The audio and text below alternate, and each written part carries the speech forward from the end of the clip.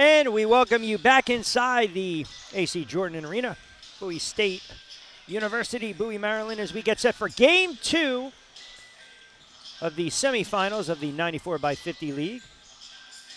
It'll be the Jersey Shore Breaks taking on the New York Phoenix. Alongside Jeff Goyne, I'm Rich Quinones, Addison Solberg, our sideline reporter. We are coming at you live on SFBN and WWON TV 48 in New York. As always, we encourage you guys to like, comment, and subscribe to the YouTube channel.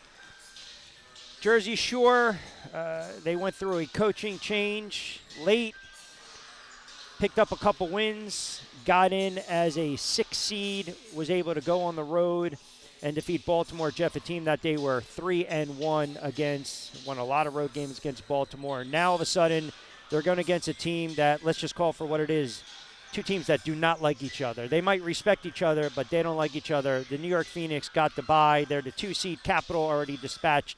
The Cows, they move on to the championship. I have a feeling this is going to be that 95 blacktop dragging out battle tonight. Well, yeah, and Jersey Shore, they managed to get in their reward.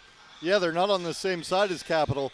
Longest winning streak in the league is actually New York. They've won 14 straight since their last loss. They started off a little, maybe like around 500, and then they just reeled off a bunch of wins to separate themselves from that log jam of Baltimore, Virginia Valley, Frederick, and Jersey Shore coming on at the end to get in there.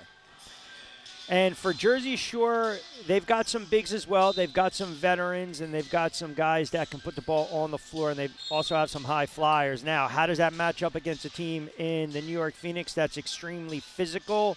These teams are very familiar with each other, and there's always the matchup within the matchup. The guard play might dictate this contest, and the winner advances to tomorrow's championship game against Capital. I think a lot of the odds makers, if you will, believe that it will be New York and Capital tomorrow, but watching Jersey Shore over the last several years, they find a way to get out of the gate. The third quarter's kind of been their bugaboo, if you will, and they have to figure out a way to close out games, and I think that's the difference between average teams, good teams, and great teams. So let's get a little report. We'll go down on the sideline, and we'll say hello for the second time this evening, Addison Solberg, who's got some thoughts on tonight's contest between the Breaks and the Phoenix.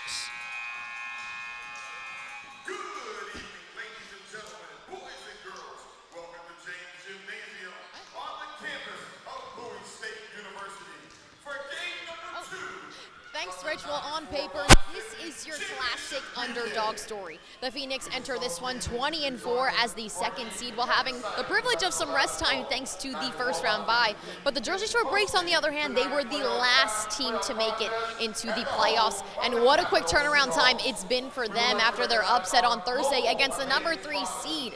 Now, I was able to speak with Coach Weich and Coach Thorpe, and they had a very similar message. They said this is playoff basketball. At this point in the season, any team can beat any team. And if you're the New York Phoenix, they're averaging just under 114 points per game. But Coach Thorpe of the Jersey Shore Breaks tells me they pride themselves on their physical, in-your-face defense. If they can keep the Phoenix under 100 points, he says that'll give them a better chance for success here tonight. He did mention, though, the turnovers has been an issue. Specifically recollecting the last time that these two teams met, they had 12 more turnovers than the Phoenix. So if they're able to take care of their self-inflicting mistakes, we might see another day of this underdog story, Rich. Addison, great stuff. All right, let's throw it to our PA announcer for tonight's contest, James Jackson. Attention in the arena, seat cover. There's a flash flood warning on the hardwood tonight. Maryland, protect your shoreline because the wave is crashing in. Fans, get on your feet and welcome the team that's making waves across the coast. The New Jersey Shore Breaks! And 6'8", forward from the University of New Mexico, number 2, Chicago Simmons.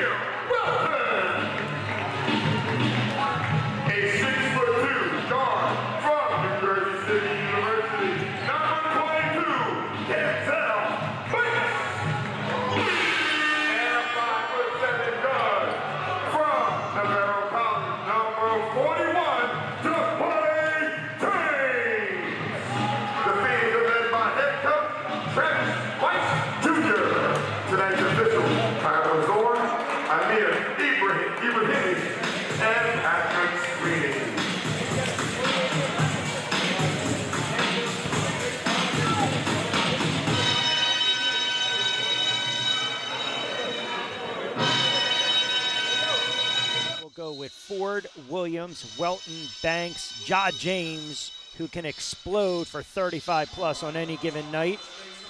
And the breaks will go with Simmons, Smith, Faulkner Smith, Justin Robinson from Monmouth. That's a point guard to watch, along with Leon Daniels, who was brought on late in the season. And the breaks will be donning their traditional home white uniforms with a little splash of blue. The Phoenix with those sharp away visitors, black, sharp-looking uniforms. They are, I would argue, Jeff, the most physical team in 94-50. They were physical last season in the TBL, and this season in the inaugural season of the 94-50. They're well coached, and every player understands their role, what makes them a very, very difficult out. Yeah, Arsenio Arrington was an all-star last year, and he That's comes right. off the bench for this team. It might be the one team that really can out-muscle Capital should they be able to get past Jersey Shore. And the breaks have it off the tip. Chris Smith with the left hand. Good start for the breaks. Well, they would love to get the veteran cooking a little bit. Banks brings it across the timeline over to Ja James. Leon Daniels will stretch out. Ford has it. Picks up the dribble. They'll drop it off Banks. Ford coffin corner. They'll pull out, almost stolen away. Shot clock winding down. Ford's got to get going. Stop and pop, contest it. And it's back tap. Justin Robinson has it over to Chris Smith again. Picks up the dribble. Over to Robinson. Skips it. That's a clean look. Ja'Kai Simmons thought about it. Over to Robinson down the boulevard. And Elijah Ford's going to get tagged with the foul. So fanatical little pace by the breaks to start things. And I think they need to push it and push the tempo going forward in this one. Yeah, Rich, you talked about it'd be nice to get Chris Smith off to a good start. What do you see as soon as he gets the ball in the next possession? Double team immediately, make him pick up the dribble.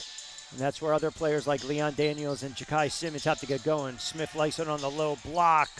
Looking for that cutter, swings it. Smith gives it up over to Robinson. Good two-man game, pick and roll. They converge quickly and underneath. Smith, those are the shots you got to knock down. Coffin corner, Leon Daniels for three. Count it!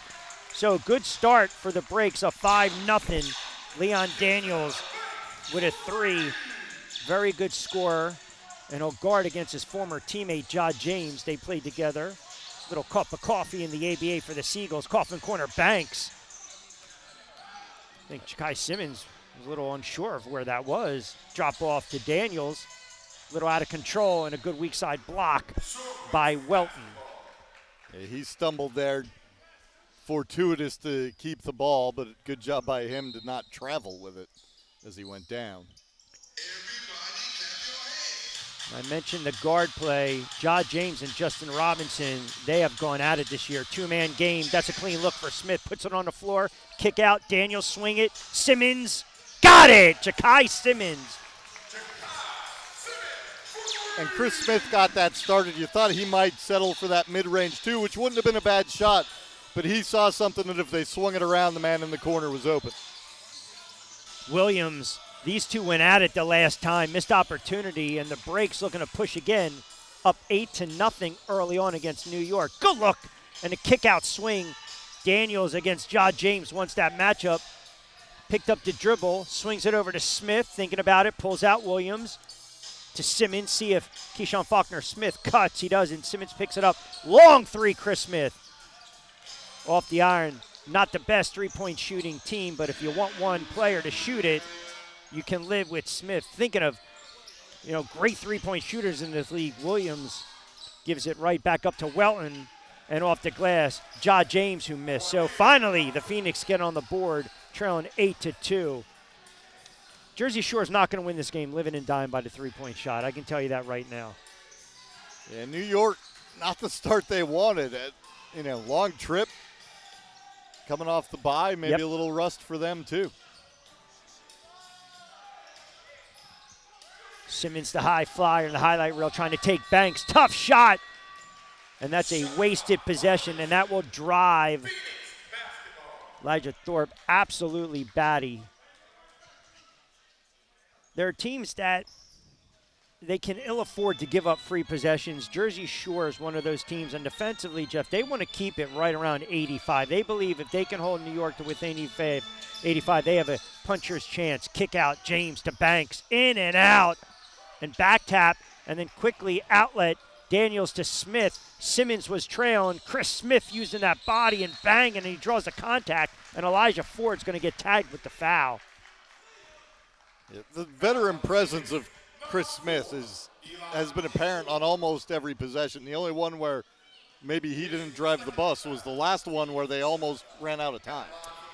So to put it in perspective, last year in All-Star, he had a run of games where he averaged about 35. He had 5 straight with 30-plus points, really in line with Christian Lyons, who signed with Capital, not available earlier today, dealing with some injuries. And the offensive production has been sliced in half. The minutes have been sliced in half. And I know that in speaking with Chris, there's a level of frustration. You're talking about a player that went to Louisville, played in the NBA with the New York Knicks, great career overseas. He still feels he's got a little bit of gas left in the tank. And I asked him, how do you kind of walk that fine line, not pressing and then waiting for it to come to you? And he kind of just smiled, and he's like, it's really tough to do it, right? It's that battle where you want to get yours, but you also have to play within a team. James misses it. And Robinson has it. Had Daniels, didn't recognize it. Robinson, a little blur, gives it up. Leon Daniels, quick release. Got it, Leon Daniels. And the lead balloons already. The breaks, waking up with the three-point shot. 3 of 4, I believe, from beyond the arc. 13-2, 8:15 to go in this first quarter. Breaks up.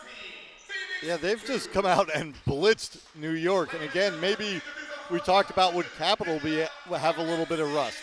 I think it's been New York who's been off pretty much just as long. They're battling some of that rust right now. Even on that last possession where they got an open 3, there were 2 guys standing right next to each other that didn't have maybe the best spacing that they wanted.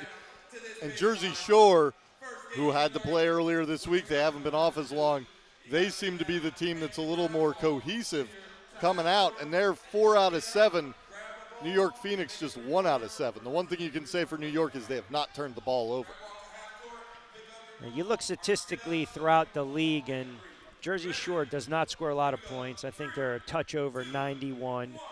The games they've lost, some of the games have gotten out of hand where they've gotten blown out. And the third quarter has always been the bugaboo. You know this as much as I do.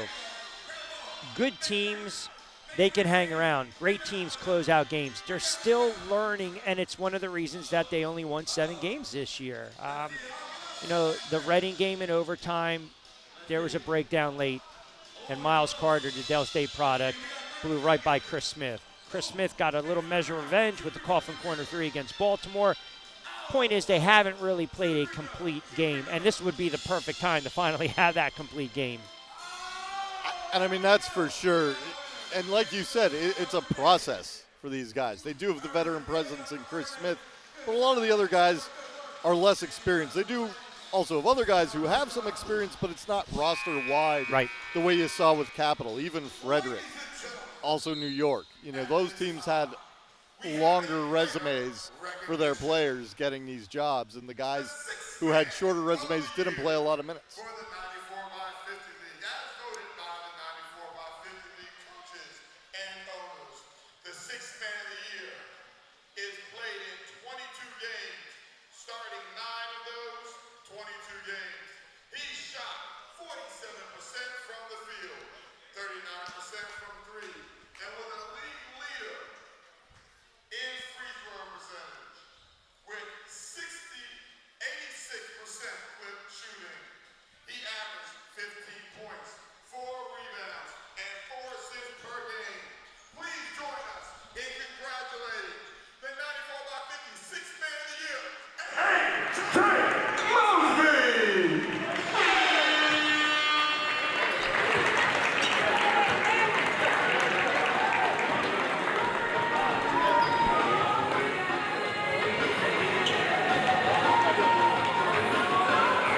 A.J. Mosby, the 94 by 50 6-man of the year.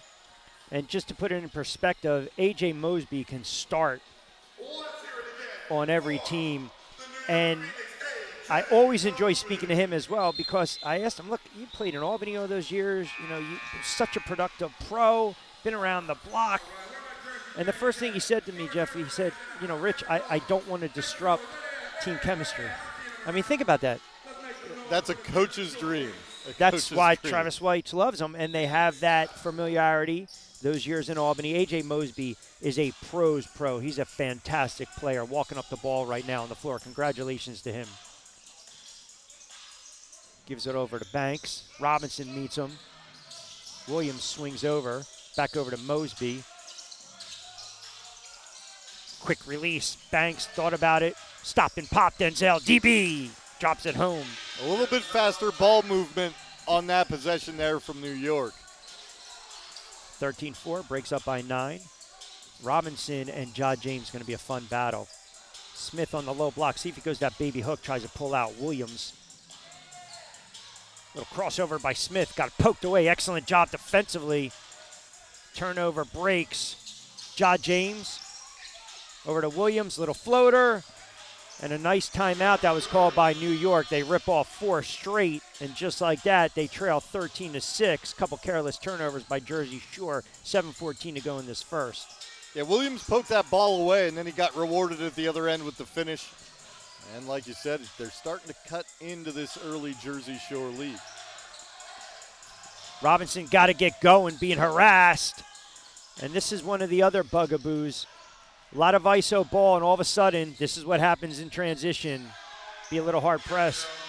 I think Elijah Thorpe's going to let him play through it, but you got to wonder, next possession, they don't get a bucket, and New York does. You might get a timeout. Well, and another careless turnover on that last possession, and maybe another one here. Yeah, this is just sloppy. This is sloppy. James, clean look. Simmons back over to Daniels. Reverse. Smith, rejected. Good weak side. Poked away. Good hustle play by Keyshawn Faulkner Smith. And Robinson wants to settle things down, but he has to get going with the shot clock winding down. 6-5. Down the boulevard. Kick out to Smith. And they can't convert. Good job, New York. I think maybe Robinson could have taken that one all the way to the hoop himself. Opted to be unselfish. It might have played a little bit better to be selfish in that instance. Those are the plays and the sequences. I hate saying it, it's rinse and repeat. Breaks fans get too familiar. They know the ending of these these scenes of these movies. 13-8. Almost stolen away. Smith tried to cheat. Mosby, lefty, in and out. Robinson has it. Over to Smith, drop off to Simmons. Thought about a long three. Ja'Kai Simmons got to put it on the floor. Foul line. Got it. Jersey Shore needed that bucket. They'd given up 6 straight points, kind of calm things down, stop the bleeding. 15-8. Nice move by the big man and Keyshawn Faulkner Smith, the Virginia Union product.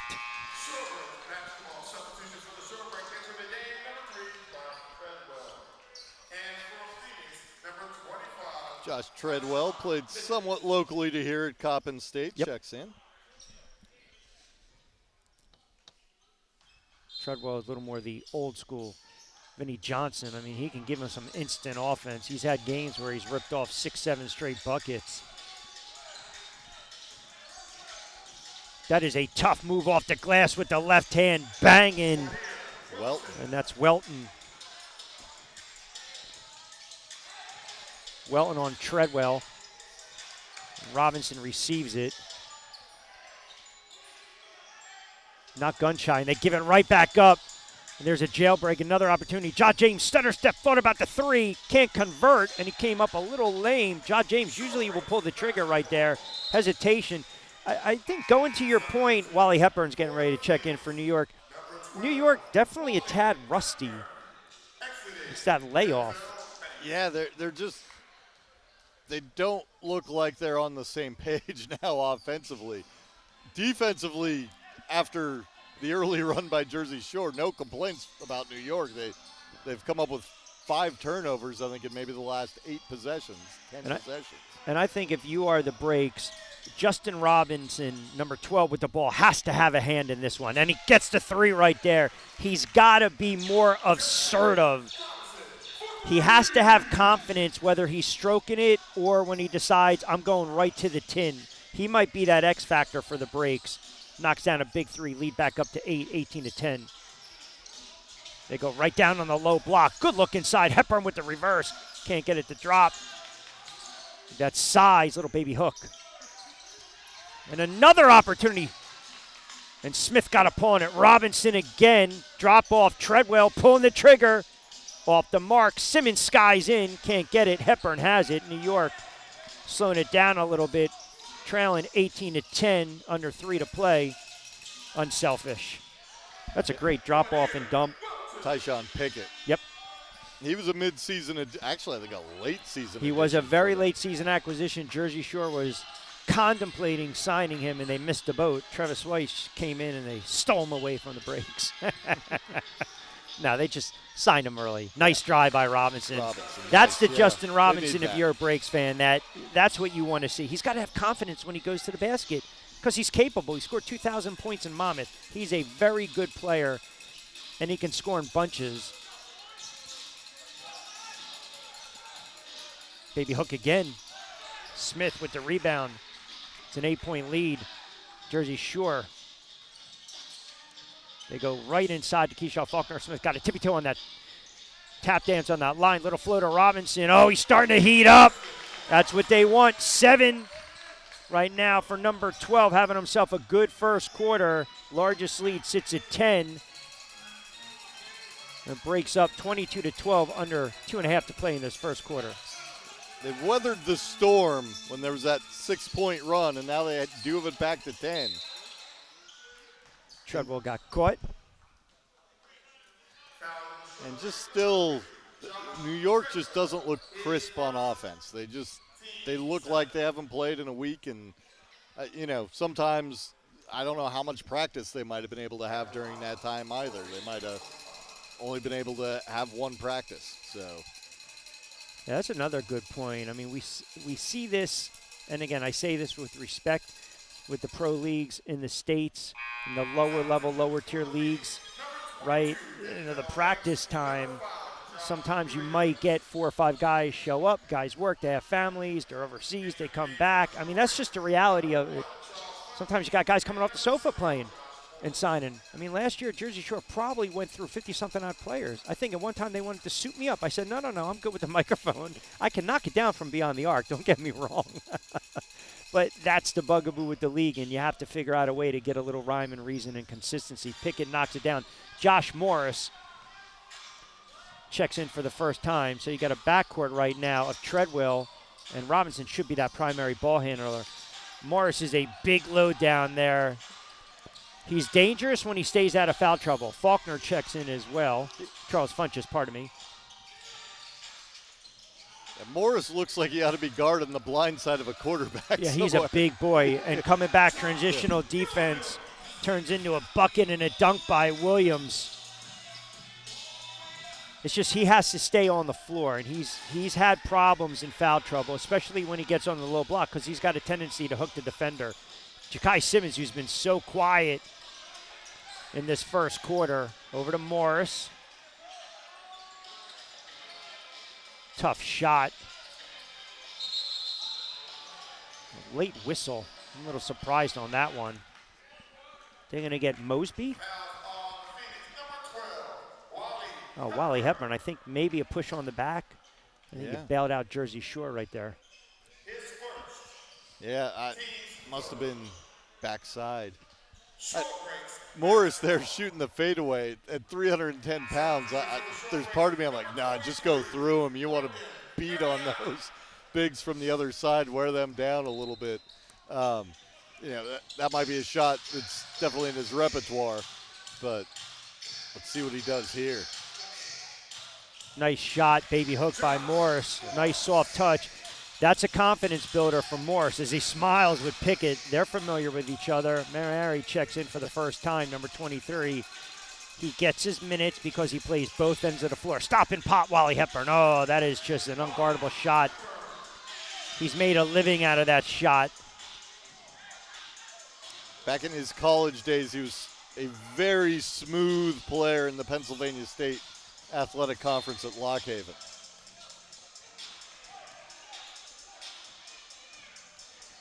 A lot of Division II stars in this league. Yes. Good to see those guys, able to extend their careers, and a lot of them played in this general part of the country, so they're somewhat close to home. But think about it, the way it lines up right now, all these teams up and down 95, and then obviously our good friends out west in San Diego. I mean, as the league expands and perhaps they start to look at quadrants in certain markets. But to your point, it allows the players' careers to continue. It's like a feeder system, but I believe the competition is really strong. And this is no slight knock on what the USBL is doing or trying to do, or what the TBL has done for years, or ABAs, the ECBLs. It's a sound league with a lot of stout competition. And a lot of these players have also played overseas. And they've had some really good bodies of work and resumes. The talent level in this league, I worked at Hood College, which is where Frederick plays, and when the Cows got announced, there was part of me like, I wonder what this will be. There wasn't like this will definitely be. But the level of play in this league and the resumes that most of these players have, look at the footwork on the big man. And then got blocked. That's right, William. First part of it looked really good. William says, I'll take it from here. Banks wanted the contact, not going to get it.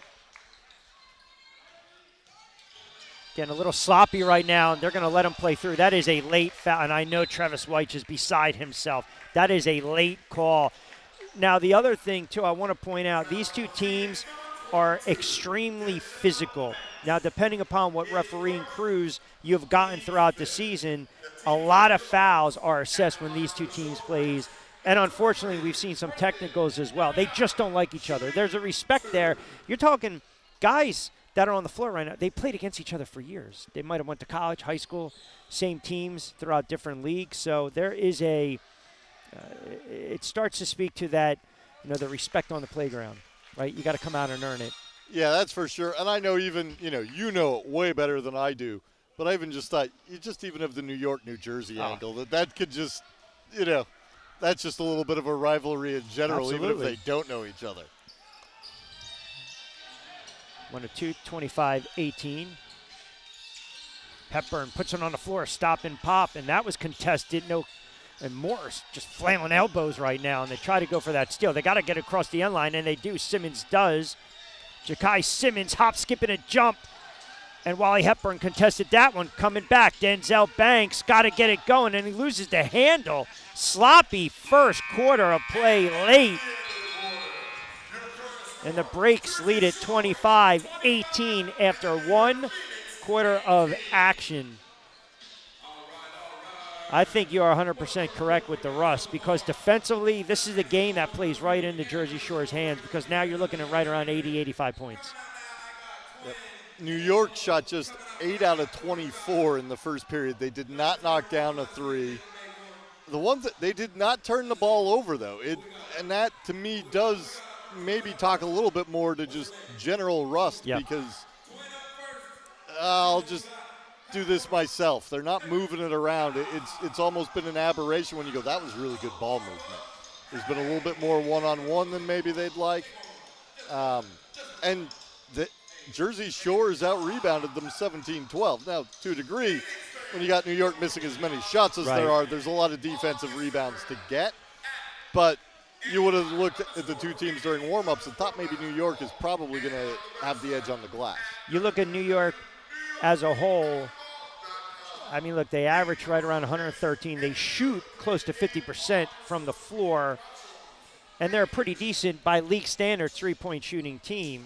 Jersey Shore is one of the worst free throw shooting teams in the league. They're one of the worst three-point shooting teams, and they have lulls in games where offensively they look out of sync.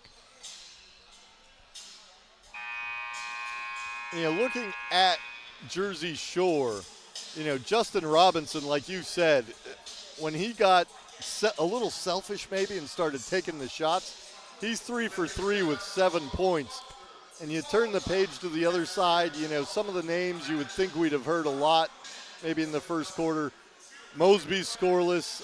Jaquay James is scoreless. Just a little bit of rust here. Eli Ford scoreless. Only a couple of guys with more than 2 points. Let's get a thought from Addison down below on what she's maybe seeing and hearing. Thanks, Rich. Well, I talked with head coach Thorpe of the Jersey Shore Breaks and asked him what was he pleased with the lead so far, and he says their offensive production. They haven't had a lead coming out of the first quarter like this before, so this is a good start for them. They're hoping to keep it going. That's short and sweet. That's a great point. They haven't had many leads after the first quarter. Excellent stuff, Addison. I mean, it's been very, very rare that they've gone out of the first quarter with a lead. Now, you got to sustain it.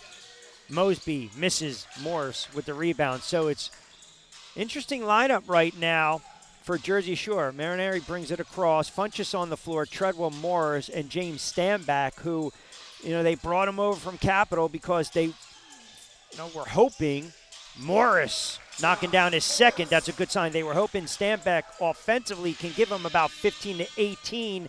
Hasn't been that type of season for James, but as I mentioned during our previous telecast, defensively, he's been doing it on the defensive end, and he plays very, very hard. Morris is going to get tagged with that one. And you can speak to this as well. Sometimes, change of scenery, different team, understanding your offensive role, it takes a little bit to get acclimated in. And for James, it really hasn't clicked, but defensively, he's given them some good moments this season. Yeah, a lot of these teams, there's a lot of turnover, even just year to year if they move between teams, or maybe some guys move on to different leagues.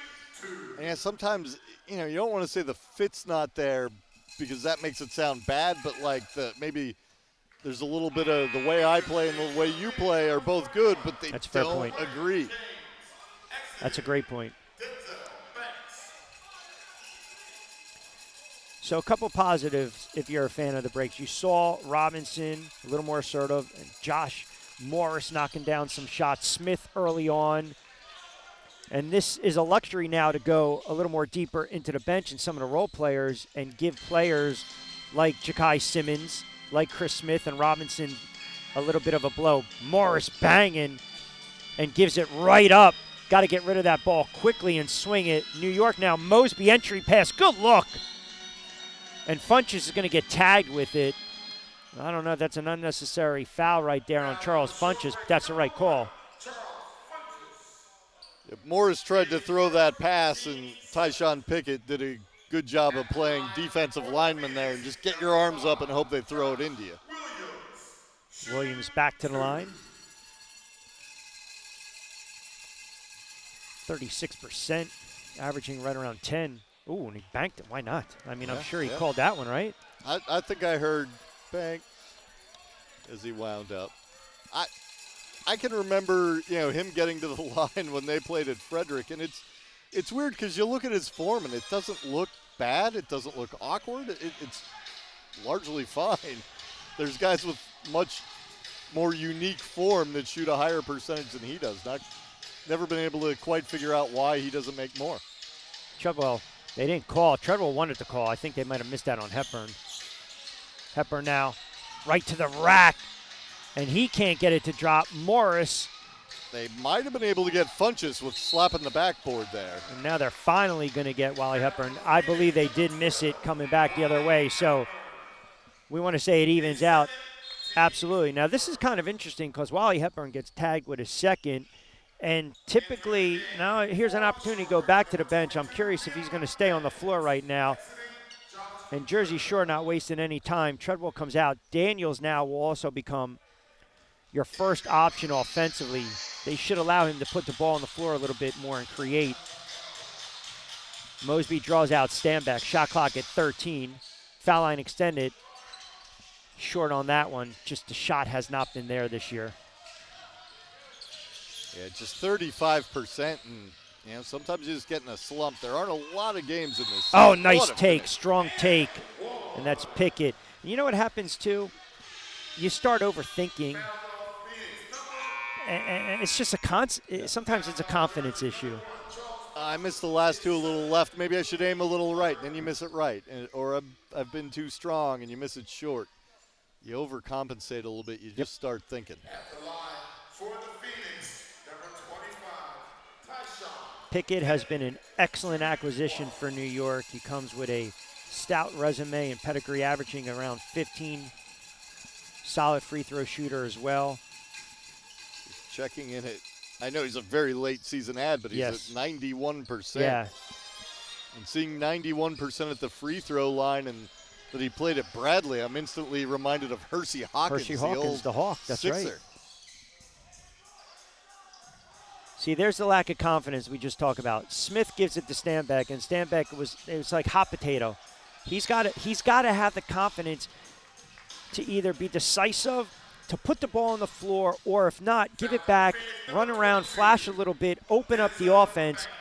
It is right now. It's in his head, but they need him because the reason they picked him up is because his ability to knock down the three. He's just not been able to do it. Nice spin move into Danny and reject it coming back. Williams has been doing his best to pick New York up here after that slow start they've had. And, I mean, don't look now. They've got it down to 3. And that's the problem with Jersey Shore. You need a primary ball handler on the floor. And as Addison mentioned, rare to have a first quarter league. And you can't mess around with a team like New York. They're just too talented, too physical, and too deep and too good. So a 10-point, 11-point, a 15-point deficit, it does not faze them at all. Especially early. They know how much time they have left. No shot. Basket. No basket, but Keyshawn Faulkner-Smith. But this is, again, we saw it in the first game. Now we're seeing it in the second game. The bigger bodies are starting to take over right now. Yeah, and one thing we saw from Jersey Shore early, which was somewhat out of character, they're 4 out of 6 from three-point range. Clean looks.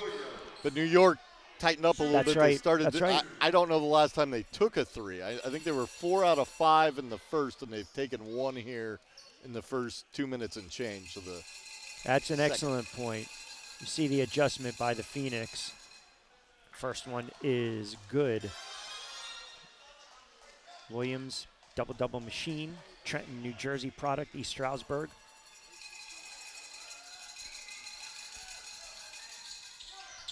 Left it short on the second. East Stroudsburg had some excellent teams during the era he would have been there, if I'm remembering their era of excellence correctly.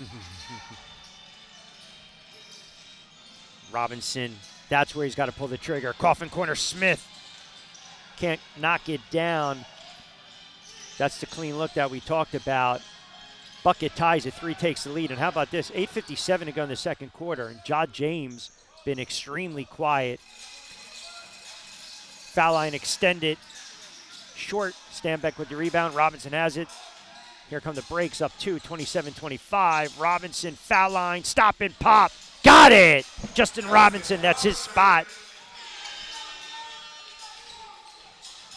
Jersey Shore needed that bucket, like we had said last time down. A 3 took the lead for New York, or a 2 would tie it.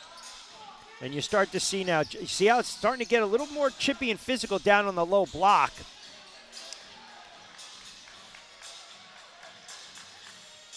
Robinson had those 3 buckets in the first. Little razzle-dazzle, a little too much. Once they get it back, Ja James almost picked his pocket. These two do not like each other. Robinson picks it up. Oh, swing it over. Yeah, Chris Smith wide open. Shot clock winding down. He's going to have to force it. Smith, back tap. Daniels has it. And just like that, they get bailed out again. Well, and I also think, had the ball not hit the rim in there? Am I wrong? Because the shot clock buzzer went off, I'm pretty sure, maybe. It reset. It reset? Okay. Then it was a very fast sub horn after the whistle. Because I heard that horn and I'm like, did they not? Tell you have to swing that ball faster. They have to be much more decisive because these clean looks are very rare. Look how they start to swarm. James and Robinson battling, looking for a little 2-man game. Quick swing. Smith, strong move to the tin, and he's met. Tips it out. Daniels, that's the clean look we talk about. Shot clock violation.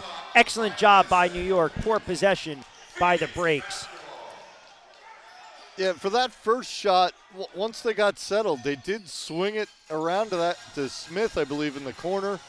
He took it baseline and came up empty. But, yeah, before that sequence where they had to get bailed out to get to that. One of the top scorers in the league, the most efficient three-point shooter in the league, has held scoreless thus far in Ja James, and we know that's not going to last. So it'll be Welton and Smith. I feel like we do see a lot of jump balls in the 94-50. A lot of tie-ups. I'm not arguing with it. I just feel like you don't see a lot of them otherwise. It's sometimes, I mean, these two guys are maybe somewhat evenly matched. Obviously, Welton's got a size advantage, but Smith's not terribly short.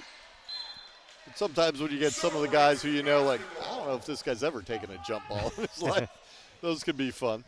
Or you get like Jaquay James against a 6'8" guy. It might have been one of the games where the Cows came to Jersey Shore, and it was Ja'Kai Simmons and Daniels.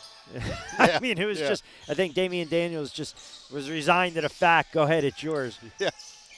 We had one of those guys. I think we had Daniels maybe win one. Stanback knocks it down, and you see right there Chris Smith trying to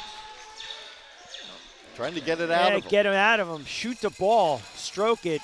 32-25, James and Daniels jostling, going back and forth. Hepburn stepped on the end line, turnover New York. 6:38 to go in the second.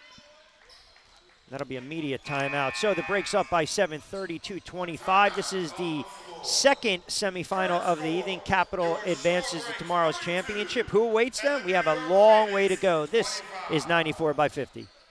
Is your organization navigating growth, transition, or complexity? At Long Legacy Collective, LLC, we bring clarity, structure, and execution you can trust. Led by Sierra Long, MBA, we offer strategic consulting, fractional leadership, and expert support to move your most critical work forward. From public speaking engagements to impactful marketing strategies and even dynamic DJ and radio services, we empower organizations and communities to thrive. Long Legacy Collective, building legacies one clear step at a time. Visit www.longlegacycollective.com to learn more. Temperatures are rising in Frederick, and so is the competition.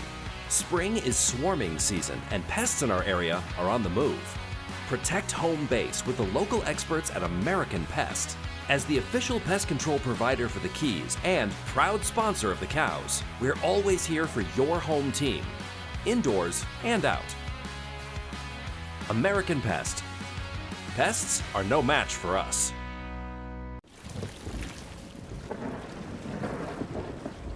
There's no such thing as a small disaster. So when you call 1-800-WATER-DAMAGE, we come prepared to restore your life back to normal. From burst pipes to unexpected mold discoveries or fire damage, when things couldn't be worse, we come to you with our best.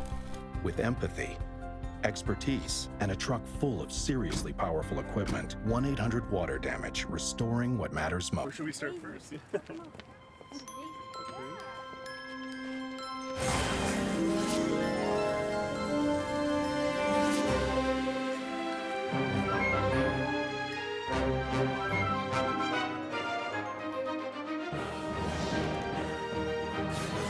Summon the power.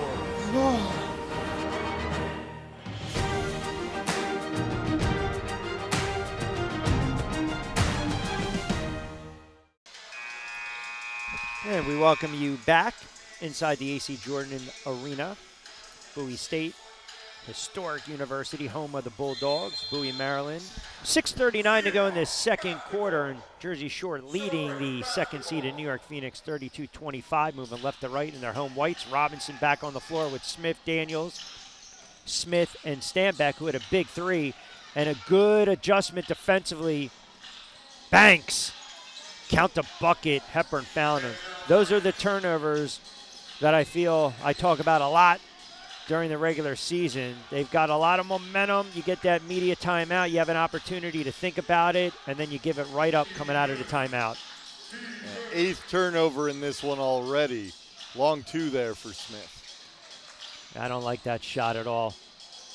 Ja James He saw Banks streaking over to Hepburn. He can knock down that three. That is a clean look. Stanback with the rebound. Just rusty shooting for New York. They just can't get it going. Robinson setting the screen. Receives it. Ja James on him. Robinson right down the boulevard. He's got to pull the trigger floater. Count it! Justin Robinson in double digits. They need him to be the catalyst. Ja James comes right back, gives it up to Hepburn. Met can't convert. A little loose change, and it's going to stay. No, it's going to go the other way. Leon Daniels fired up. Hepburn pleading his case. 7-point cushion. We talked a little bit about Robinson early. He gave one up by making an extra pass. I think maybe Jaquay James did the same thing there.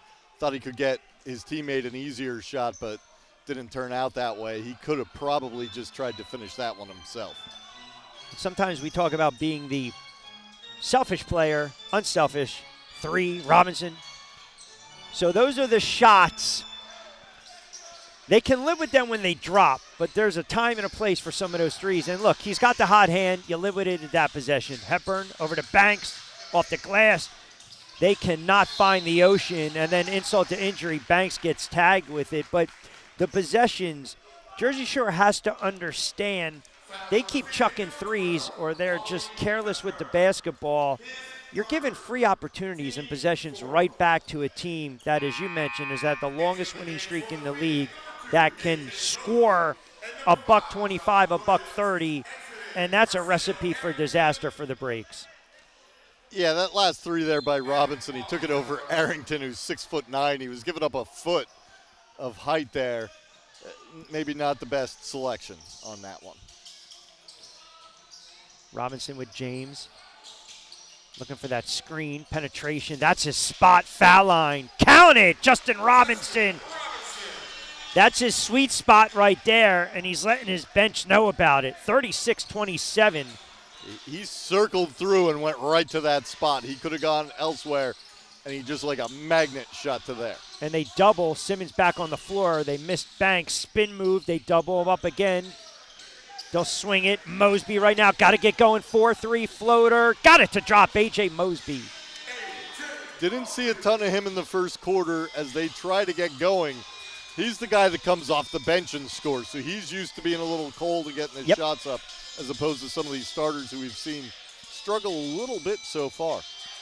When you can come off the bench and you hit it, you got confidence. Ja'Kai Simmons got bumped, tried to draw the contact. Got to get back on defense. Banks over to James, long three. Oh, count it, Ja James. Waking up with 3:46 to go. The most efficient three-point shooter in the league, and that is he will shoot it. It doesn't matter where on the floor. He will pull the trigger. And that's New York's got to like that. He was not in the scoring ledger so far. That might get him going. Robinson and James doing a lot of jawing right now. And you're right, think about that.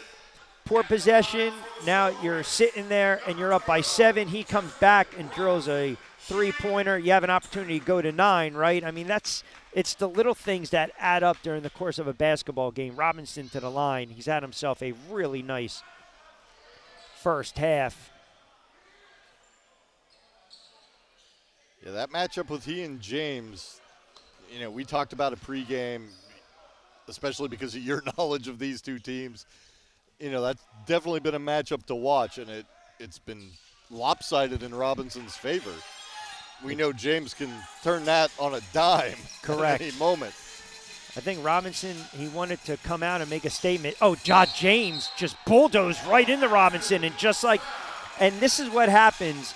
Knowing these players as much as I do, and they don't like when I say it, but sometimes they can get under each other's skin.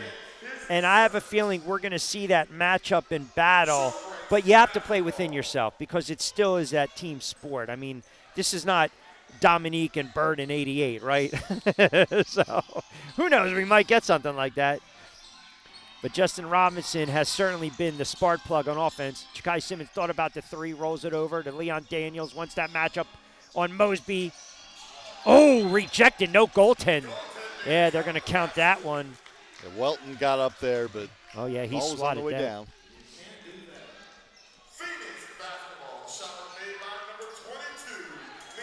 So 39-32. Lead is kind of sat 4-7. I believe the largest was 10. Mosby has it right now. Simmons draws out assignment. They go right down on the low block. Smith. It's late. I think it's the right call, but it was a little late. That's the issue with it. And if you saw too, we talk a lot about, is it the right double? Is it the right side? And you see, Ja'Kai Simmons had to make a choice. Do I slide over? If I do, I fully commit. Then obviously, I think it would have left Mosby wide open for the three. And I think that's something that they watched a film on New York. They draw you in. They can bait you a little bit. Ford checks back in. Banks checks out. Well, defensively, if you do the math, this is exactly what the breaks want. Low scoring, 80-85 point game. This pace plays, like you said, you hit it right on the head. This is Jersey Shore's pace. Robinson got it knocked out of bounds. They want to make the game kind of ugly, and they've been successful You are at doing that. that is 100% accurate. They want to muck it up, make it a physical game, a sloppy game inside, little miscommunication. And Ja'Kai Simmons finally Who is he trying to lob that to? Do you think? There were two bail him guys out there. and say Simmons gets his first bucket of the evening. Mosby botting up. Good drop off. And Smith can't corral it. Breaks up by 9, 41-32, 2:11 to go. Smith kind of a wiry guy, but he does hold up in there very well with the contact. He's physical. He's definitely physical, and they don't have Des Jackson, Mosby. Hung up there for a while. Yeah, that got every piece of the rim. And one thing Jersey Shore throughout the season, just those loose balls, they just sometimes they just can't wrap them up. But they've got the bigs and Funchess, Alex Leiba, and obviously Keyshawn Faulkner-Smith. Jersey Shore wants to talk about it. That's a full timeout for the breaks. Yeah, they called that one to prevent the jump ball. So a good time out there on the bench, because that was a little bit of a discussion between the officials. Did they get the timeout before the tie-up? 41-32, 2:01 to go in the second quarter.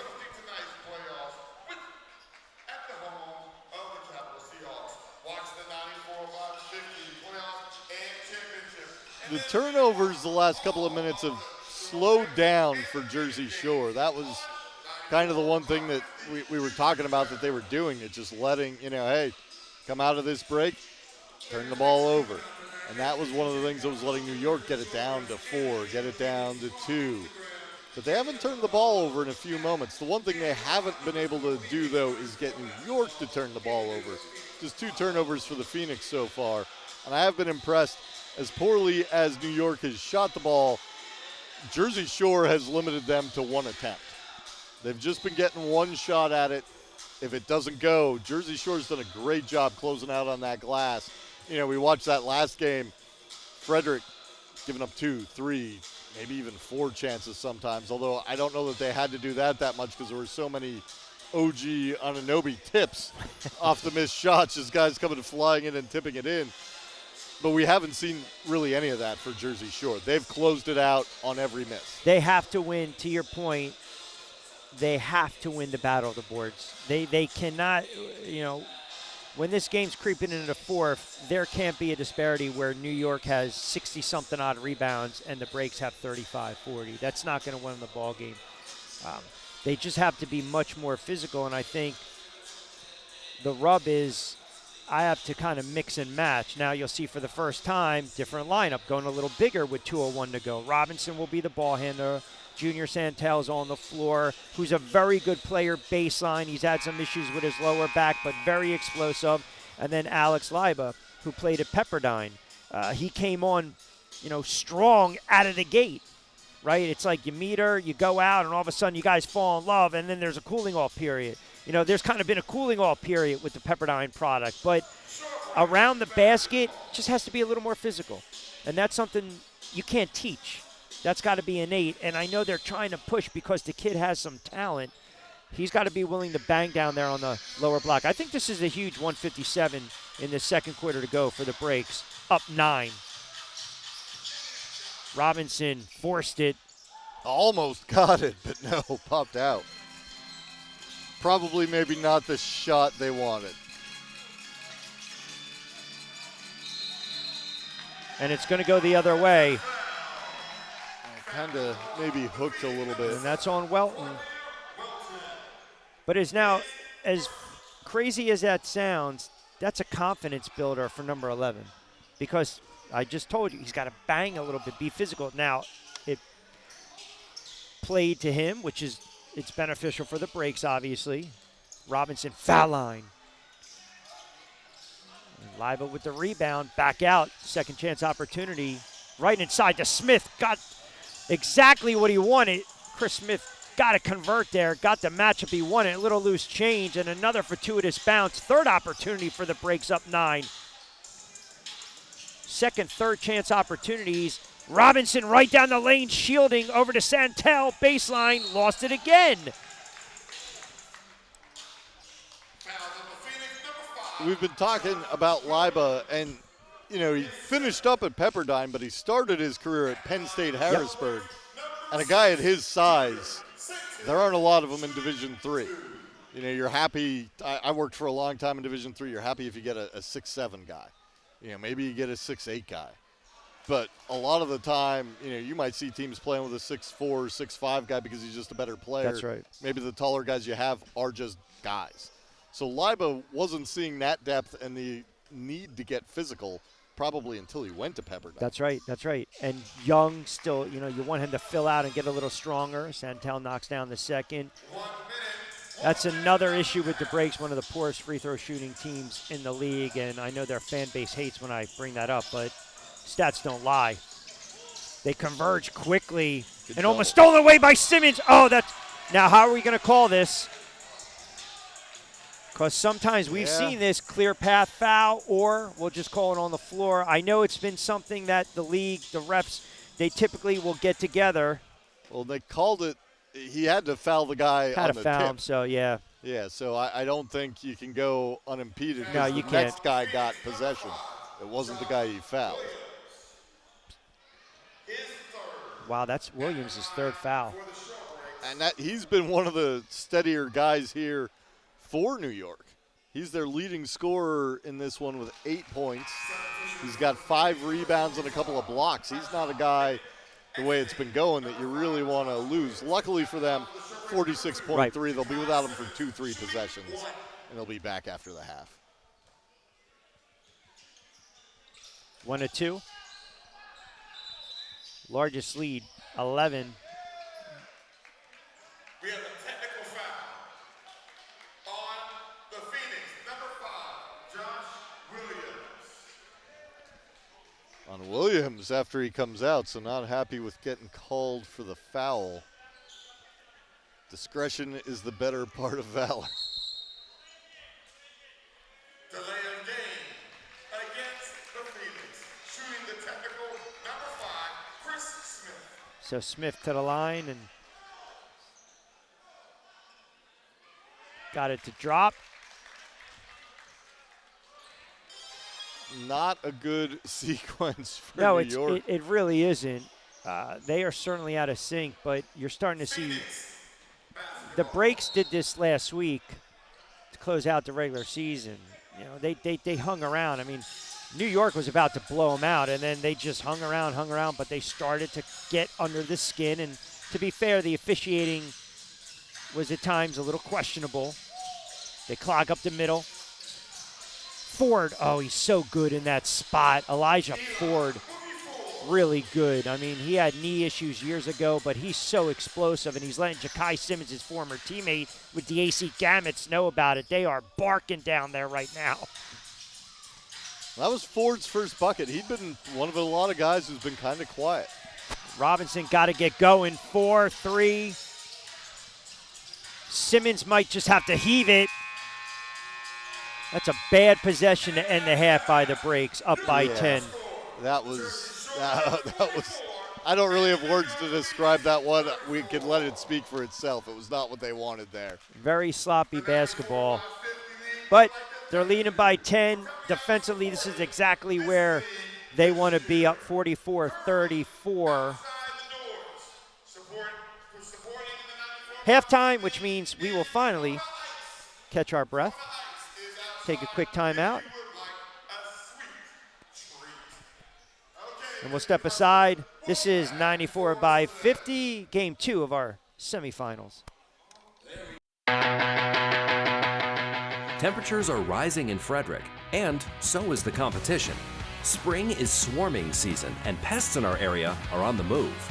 Protect home base with the local experts at American Pest.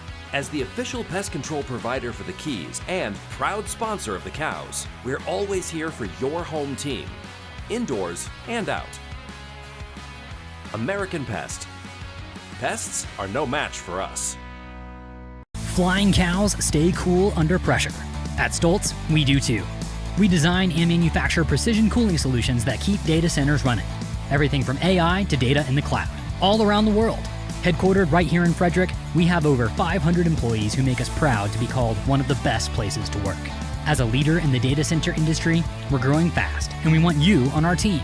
Join the Stoltz team today to be a part of something bigger. Scan the QR code to apply. Where should we start first?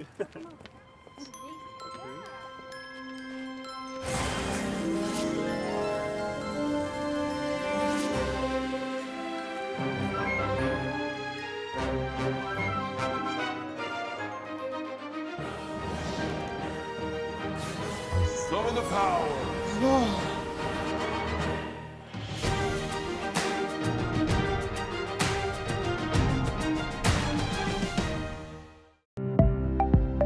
Hi, I'm Dr. Amir Rashidian, a chiropractor, a fellow with the American Institute of Stress, with not just one, but 2 convenient locations and a team of highly specialized doctors.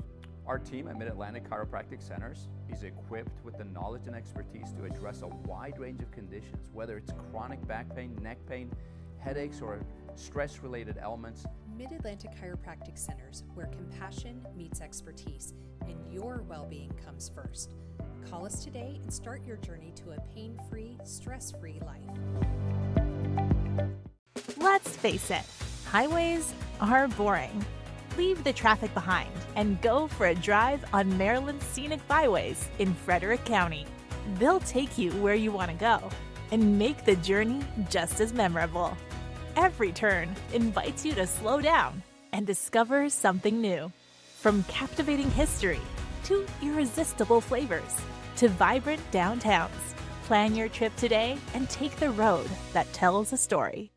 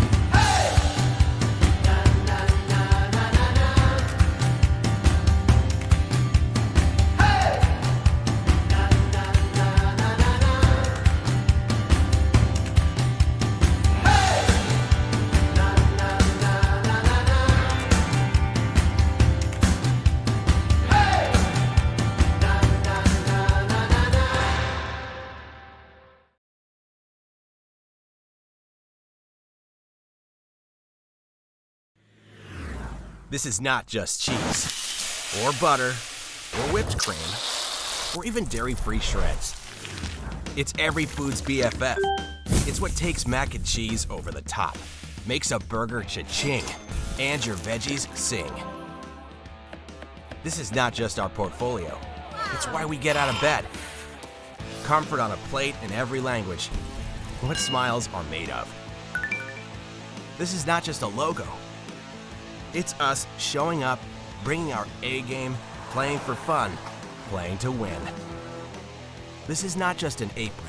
This is us giving our all and then some for each other, our neighbors, our partners, our planet. This isn't just a dairy processing plant. This is where the magic happens, where nature becomes nurture, and we carefully tend to our resources. And we are not just a company. We are can-doers and pursuers of better, bringing delight to omnivores, flexitarians, and vegetarians everywhere. More than that, we are a promise, a way of life, family, home. Saputo. Together, we bring good to the table. Is your organization navigating growth, transition, or complexity? At Long Legacy Collective, LLC, we bring clarity, structure, and execution you can trust. Led by Sierra Long, MBA, we offer strategic consulting, fractional leadership, and expert support to move your most critical work forward. From public speaking engagements to impactful marketing strategies and even dynamic DJ and radio services, we empower organizations and communities to thrive. Long Legacy Collective, building legacies one clear step at a time. Visit www.longlegacycollective.com to learn more.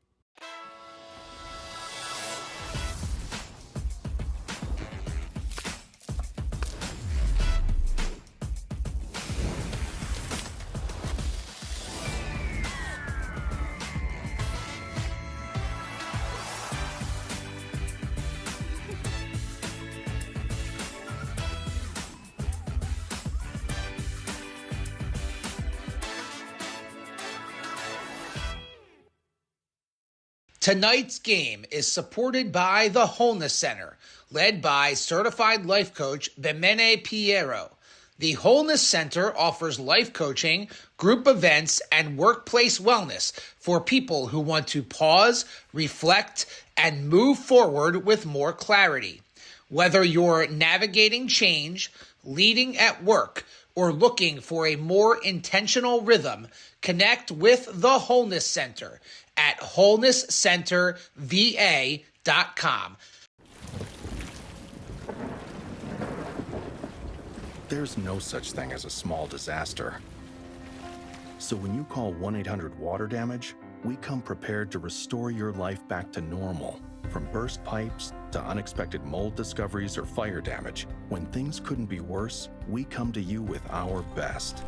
With empathy, expertise, and a truck full of seriously powerful equipment. 1-800-WATER-DAMAGE, restoring what matters most.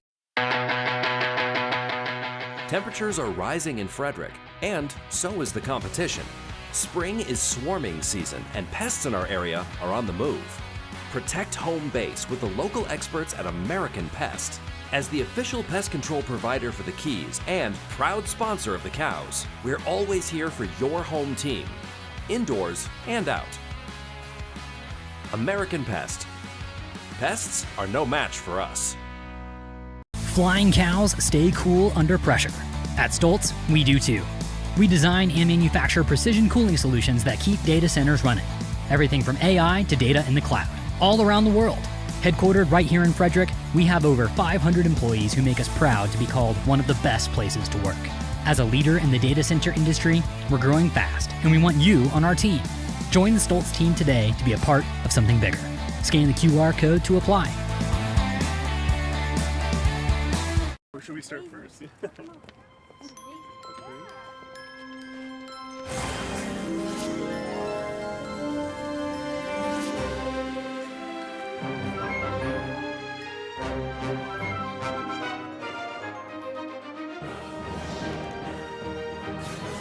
Summon the power.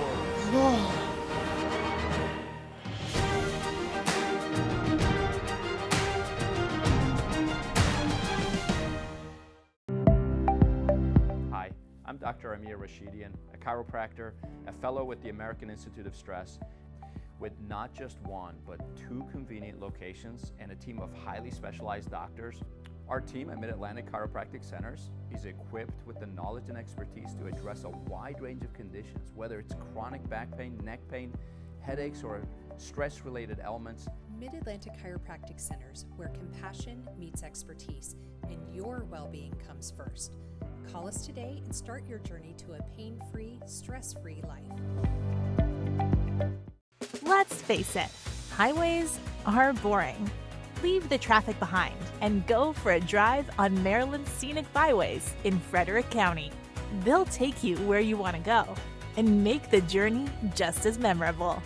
every turn invites you to slow down and discover something new. From captivating history to irresistible flavors to vibrant downtowns, plan your trip today and take the road that tells a story.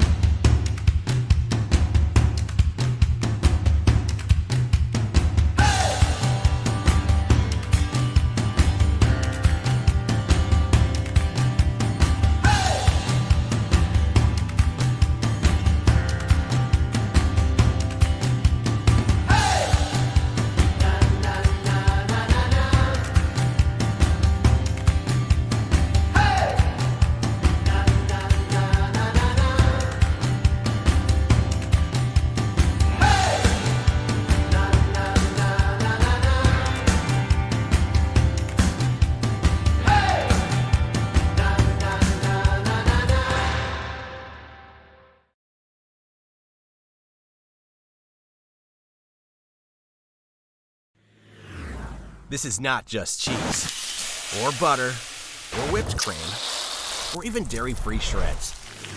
It's every food's BFF. It's what takes mac and cheese over the top, makes a burger cha-ching, and your veggies sing. This is not just our portfolio. It's why we get out of bed. Comfort on a plate in every language. What smiles are made of. This is not just a logo. It's us showing up, bringing our A game, playing for fun, playing to win.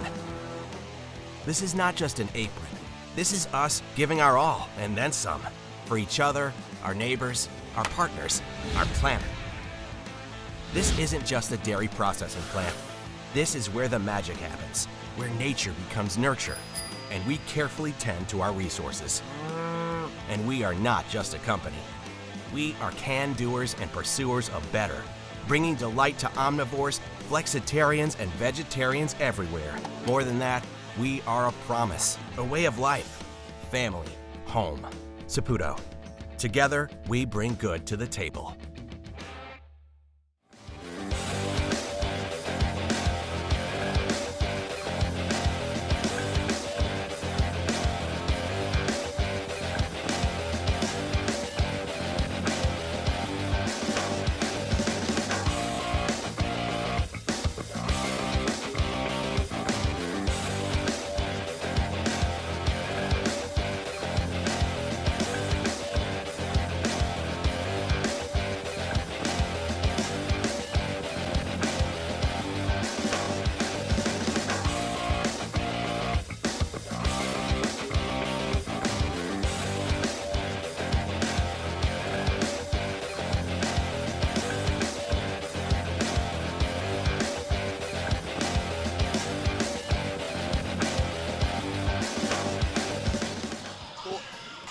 Oh, thanks, Coach. It's been a hot start for this team. You're out rebounding the Phoenix 31-23. How important has that been in setting the tone early?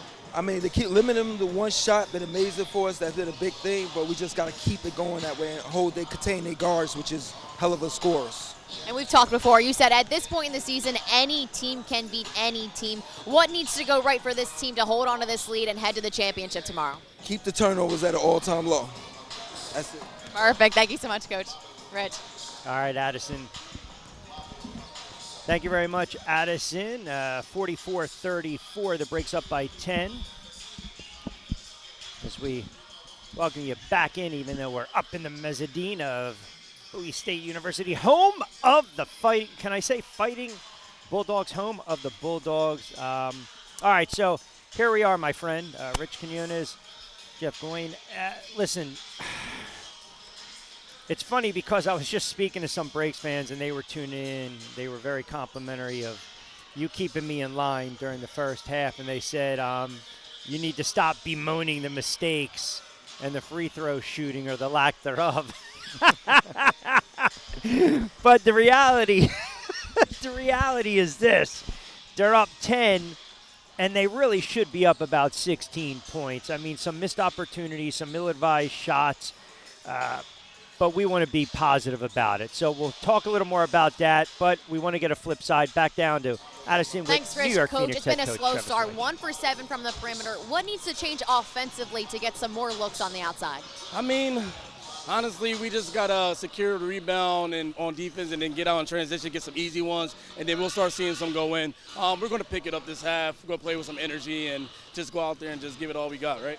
Lots of game left. What needs to be the biggest difference to get back into this game to head to tomorrow? Energy and activity. That's all. Perfect. Thank you, Coach. Rich.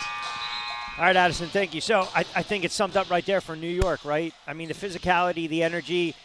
You saw a very frustrated head coach, Travis White, and I think they know that they need to wake up in the second half.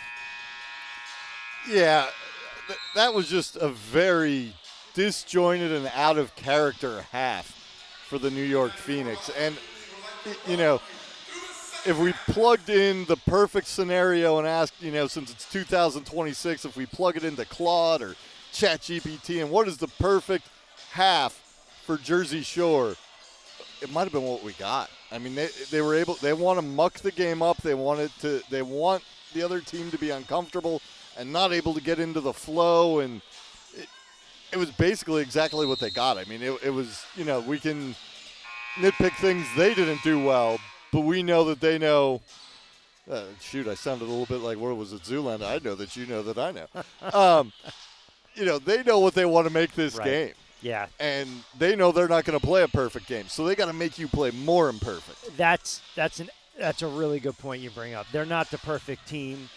They played much better the latter part of the season, but the turnovers, they need to clean up the turnovers. But I like offensively, you know, I talked about the negatives. The positives are this, though. Offensively, Justin Robinson has played really well. Aside from a couple questionable shots, he's been very assertive in double digits. And, again, the guys that typically get tagged with some fouls have stayed out of foul trouble. And Leon Daniels and James, that's a matchup now. They switch off. I like that. Little different assignment. But they have to make it a physical game. And that's a good start defensively. They get out on that break. Simmons had Daniels, didn't see him. Ja'Kai Simmons pulls it back. So it's Simmons, entry pass into Daniels. And Ja James got tagged. And James doesn't like the call. Let me reset it. Robinson, Daniels, Smith, Keyshawn Faulkner Smith, Ja'Kai Simmons on the floor right now for Jersey Shore. Williams, Banks, Elijah Ford, Ja James, and Welton, number 7 on the floor for the Phoenix, trailing by 10. Jersey Shore has it, and the Whites. Daniels had that clean look and gave it up, swings it over to Smith. Simmons can't connect with that 3, and then that ticky-tack by Leon Daniels. That's the shot I want Chris Smith to take. Yeah, that was a good look there. They didn't get it, but, you know, it's as good a look as you can ask for. And we're going to get a look here at New York and see if they solved anything here at halftime, because it was really an odd half. Just 3 points, I think, for Ja'Quay James. And he can't get the layup to drop. But he is a player that can catch fire quickly. Simmons tried to go right inside. Robinson pulls it right back out, and then he loses it.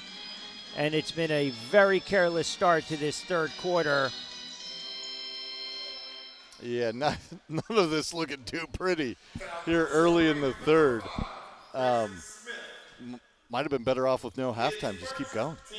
So here's another factor that can't be overlooked. If you go back, dating back to last season, the third quarter has been one of the worst quarters for the Jersey Shore Breaks franchise. Whether they were trailing or up, things always seem to kind of fall apart in that third quarter. Now, can they flip the script? Can they rewrite the story and, again, play much better, sound basketball? It's yet to be seen. But when they have won some games, they have weathered that storm. But just historically, the third quarter, there's just lapses. And you don't want to dig yourself out of a hole. Yes, they're up right now, but the one thing is you can't give a team like New York, just like Capital, you give them a little bit of life and breathing room, your 10-point cushion becomes 6, 4, and then you blink and you're down by 8 calling a timeout. Yeah, and I saw that with Frederick at times too, that sometimes maybe they'd come out of a half. Oh, a good start. Nice entry pass, Smith to Smith. Sometimes you'd see them come out of a half and go, this looks like a different team, and not always in a good way. Other times we did see Frederick come out and they looked like a different team in a good way, maybe after a sluggish half or after a good half. Nice hands by Robinson, gets the turnover, and the Breaks want to run a good outlet. Daniels off the glass, and a quick 4 by the Breaks. That's their bread and butter. Get out and push off turnovers and rebounds. And Ja James drop off to Denzel Banks. Can't get it to drop. Simmons now tips it over to Daniels. Wants to get it in the hands of Robinson across that timeline. Largest lead right now. 12 points for the Breaks. Extra pass over to Smith. Got it. 4 feet from the Virginia Union product, and the largest lead, 14, little 6-0 spurt, and New York now wants to talk about it. 9:44 to go in this third. Breaks up 14. Yeah, this may be a weird couple first possessions for both teams, but Jersey Shore then gets a couple of more baskets, and now they've stretched it up to 14 points. New York's got to figure it out. This also is a luxury for Jersey Shore because, again, I think a lot of times Elijah Thorpe wants to go deeper into the bench and figure out the consistency, the continuity with certain lineups. But right now, obviously, you keep the hot hands on the floor, and then if you need to give them a little bit of a spell or a little bit of a break, then you can go back to the bench with a Treadwell, with a Morris, with a Santel. But this is your best case scenario, coming out of break after 2 sloppy possessions to start the third and a quick little 6-0 spurt, and the lead sits at 14 right now for the Breaks. And you just got to wonder what's being said right now in that New York to our right. Travis White's taking that timeout. Talked about the energy with Addison. The energy has to be there. And you see right now, Mosby, these guys, they're fiery and passionate, and you got to start looking around to your left and your right, figure out who's going to be in that foxhole with you. And you just saw A.J. Mosby was getting a little animated, so were a couple other guys, and they're trying to rally the troops, trying to get them fired up. There's 21 minutes, almost 22 minutes left in this one, but that'll go quick if you don't soon slow down that advance of Jersey Shore.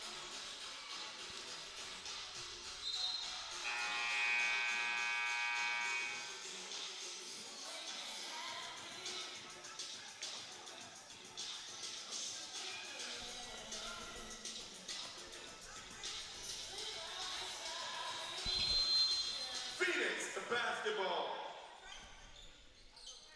50-36. 9:42 to go in this third. Mosby with Hepburn. Ja James has it.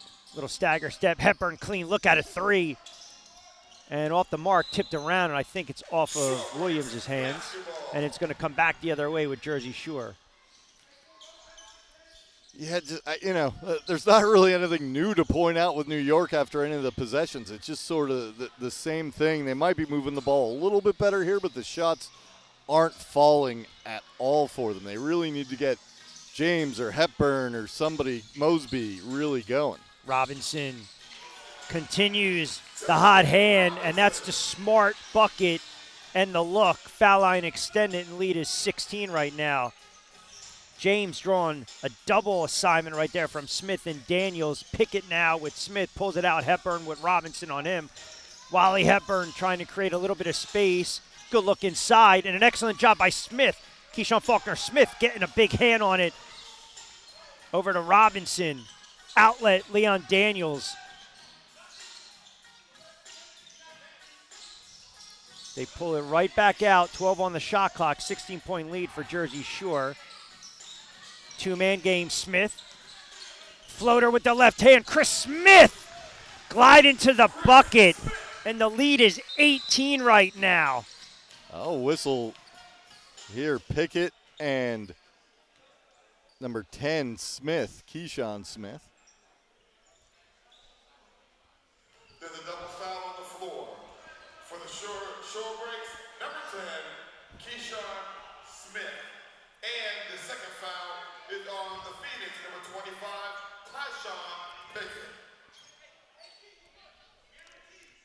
Yeah, I mean, that's, we talk about the dislike or the getting under each other's skin. I mean, I think that's exhibit It's A bound right to happen. there. Sure, it's bound to happen.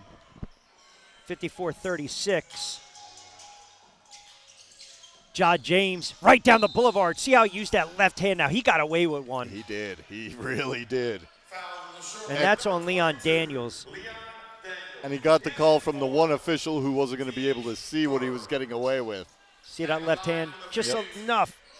That's a North Jersey. That's a TNX move right there. James to the line. Yeah, that near side official probably couldn't see that, and he was the one who made the foul call there. I think the other two were going to just let it play out. James, uncharacteristically, misses the first free throw. Leon Daniels comes out. Junior Santel checks in. Keyshawn Faulkner-Smith checks out. I think this is more of a kind of settle down the big man. Yeah, got caught up with that off-the-ball foul there on the double foul. Get him out, get him a little bit of a rest, and, it started to look a little prettier at times for Jersey Shore. So let's adjust. 54-37. So that was a free throw by Phoenix. And so the lead sits 17. Daniels over to Robinson. And Robinson has had a really sound game. Just wants that foul line to create a little bit of space with the left hand. Justin Robinson continues. The hot hand starting to take over this game right now. I mean, they're trying. That's the issue you got to worry about with New York. You miss a three, they come right back with confidence, even though they're trailing still by 16 in this game, 56-40. Robinson getting a little handsy, so is Ja James. Santel picks up. Foul line extended. Junior, JS, short, back tap. Smith got boxed out. They almost give it up. New York coming back the other way. Banks over to Mosby right down the boulevard. Jersey Shore is about to take a timeout, I can tell you that. Yeah, they're starting to let New York get a couple easy ones and get back in this a little bit and try to stop that momentum. 56-40, 6:42 to go.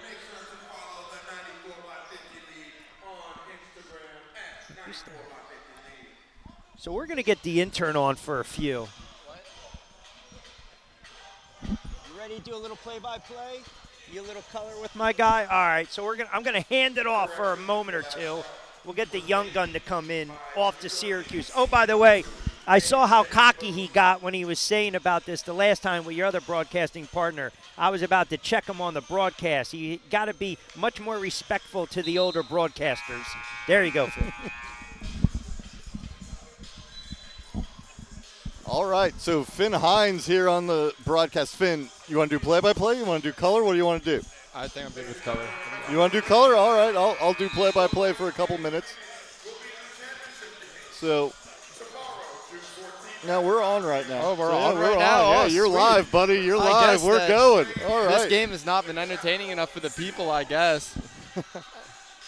All right, so what have you seen? Yeah, Rich and I have been talking a lot. What have you been watching? I know you've been near us, but you can kind of look down into the huddles and stuff. What have you been thinking of this game so far, Phil? I've seen a New York team that looks scared to shoot from the outside.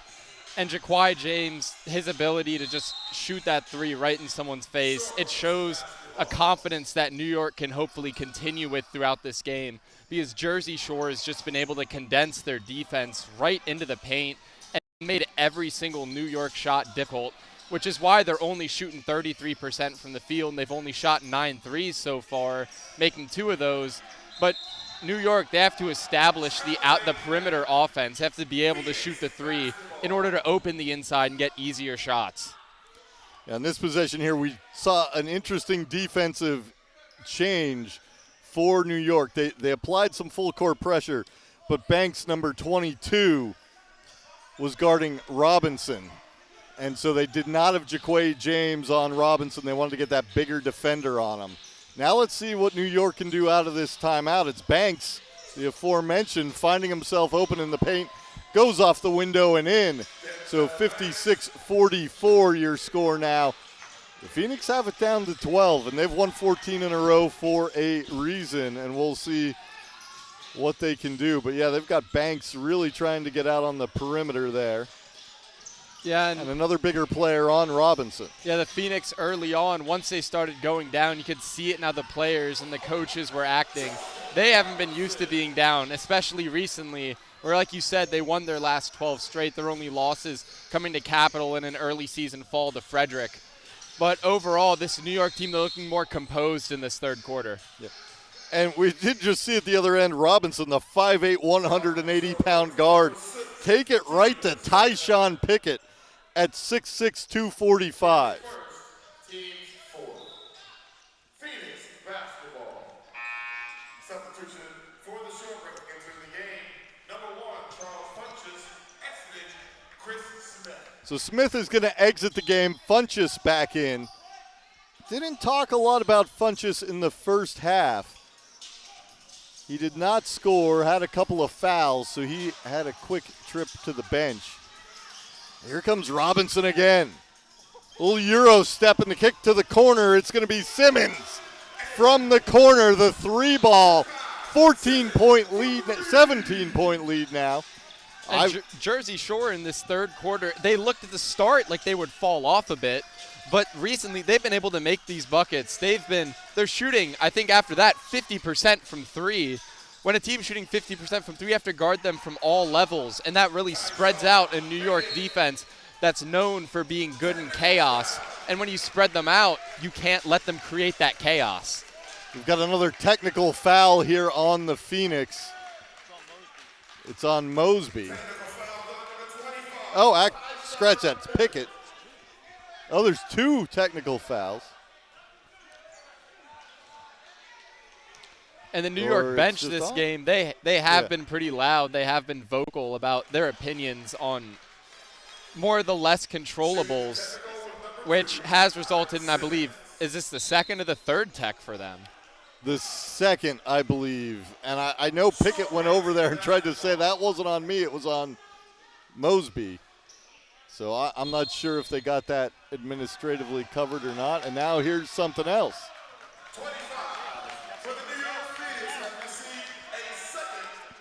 So 25 is second technical. And Pickett, he's their best free throw shooter, shooting 90% from the line. Having someone like that out in a game this physical, that can scream bad news for a New York team who wants to come back and who's been looking like they have the potential to do so. And so Ford will replace Pickett. And Pickett is going to use whatever time they'll let him take before he'll grab a towel. He's going to high five. That's what you do. I'm not questioning that, but, he's using all the time they'll give him to get a couple more words in and give his head coach. Yeah, I think as long as he doesn't say a few more words to the refs, they shouldn't be too hard on him for that. But Pickett, a crucial piece in this Phoenix offense and defense. He averages 15 points, about 7 rebounds a game. And as mentioned earlier, 90% from the line, 60% from the field. He's the most consistent scorer that they have when it comes to efficiency. And he was a late season addition, a really good injection of even more talent into this machine that is the New York Phoenix.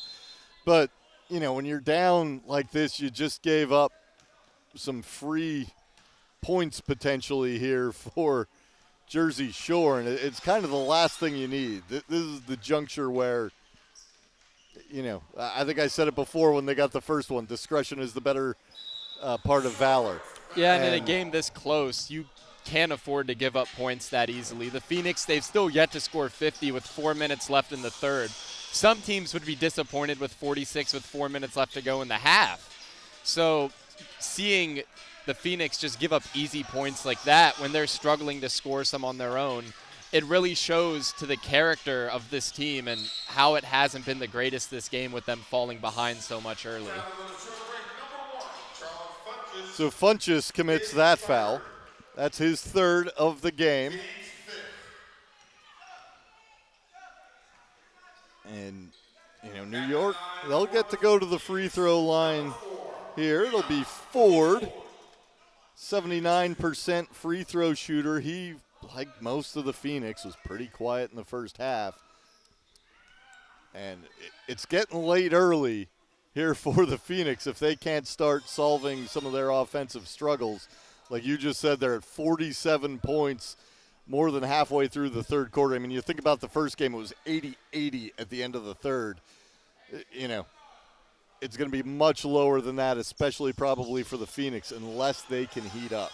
Yeah, and after watching that rhythm game last week, or earlier this week, round one, it's showing that Jersey's forcing New York to play their style of basketball. And the fact they haven't been able to develop their offense really shows that New York hasn't been able to develop to that style well. They've been a high-scoring, chaotic team. So when New York, they keep the chaos, but they're able to prevent them from scoring. It just makes New York look, their offense just looks so inefficient, as they haven't been able to get any good shots off, really. And of the few, they haven't been scoring them the best. And Mosby got a tough finish. He's been one of the guys who's shown some glimmers for New York today. If they can get him going, maybe they can get some other guys going too. Second bite at the apple here for Jersey Shore. Robinson has the screen. Kicks it far wing, and that was Simmons with the three. Yeah, and Simmons has been really sneaky this game. He had a great first half. He kind of missed a bit of shots, but when he's open like that, he's going to make that shot every time. He shoots 37% from three, which isn't like the Steph Curry super numbers, but if you leave him open, he's going to make it almost every single time. Going for the screen at the top here with Funchess, and Simmons will let it fly again. Ja'Kai Simmons, he's back hot. to back. There was a bucket by Banks in the middle, so it's 6-2 on these three possessions, and now Banks hard into the paint. It'll be a defensive foul. He might have got away a little bit there with lowering his shoulder. Yeah, Robinson not able to get his feet set there as he just gets caught in the air. And with how basketball is now, if you jump up in the air, a foul's going to get called one way or another because players are smart enough to catch that and know that they can get free points out of it. Well, Banks will head to the free throw line. He scored on the last trip down. The Newark, New Jersey native. Played at New Jersey City. Yeah, and doing some score watching across the country, it looks like the Phoenix aren't the only New York team struggling to score right now. With 6 minutes left in the second, the Knicks, they're down 18-33.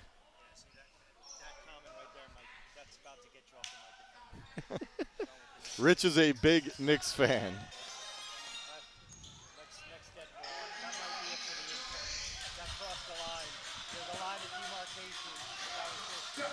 So let's see if they go back to Simmons again here. They're running that same thing, but from the other side.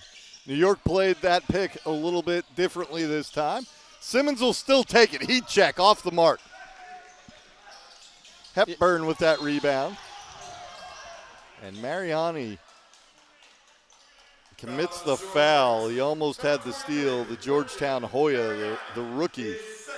I know Rich was talking to me about him. He kind of described him. He's like a rock in your shoe. He's just that player that he's going to get under the other team's skin. He's just going to play really hard. Fortunately for him on that one, he got a little piece of who else but Banks. I think he's been the only guy, shooting free throws and taking shots the last 3 or 4 possessions here for the Phoenix. And he's up with that one and in. He's got it down to 14. We got 2:28 to go here in the third. Semifinals, 94-50 league playoffs. Yeah, and with Mariani, like you said, he's the rock in your shoe. He only averages 3 points a game. But when you watch him on the court, he looks to be everywhere. He might only be on for 15 or so minutes. But in that 15 or so minutes, the other team, you have to look all over for him, because if you lose sight of him just for 1 second, he's just going to sneak up behind you, poke the ball out, run all over, and he's physical too. He's 6'2", 210, built like an NFL running back, so he's not afraid to get physical either. Stanbeck, back iron, no good. Rebound tipped out to Ja'Quay James. Good job by Mariani to stop ball. Skip pass. does not get through, picked off. An easy lay in there by Junior Santel, the Ventnor City native. Yeah, there's not much James could do there. Santel at 2'10", 6'8", was just barreling down into the paint, and with James, you try to get a hand on the ball, but he just couldn't right there. A.J. Mosby found the vacated spot there on the block and got the feed for an easy layup. And now Santel looked to the ref for a foul. He's not going to get it. Here comes Wally Hepburn, and there's a whistle. And an and one there from Hepburn. That could be the spark that the Phoenix need late in this third quarter, as they hope to finally bring it within 10 for the first time since really early on in this game. And they've slowly been clawing at this lead, but it looks like if they want to make a run, now's the best time to do so. Yeah, and they need to get those guys like Hepburn going, the guys who can fill it up quick. Hepburn, in addition to his time at Lock Haven, he also played in the basketball tournament for the Magic Show. I don't follow the basketball tournament that closely. That's a good team name. Not sure how they did. Other people, I'm sure in the chat, might tell us. Chris Smith back in the game a couple of possessions ago. And on the floor, we had Treadwell and a whistle.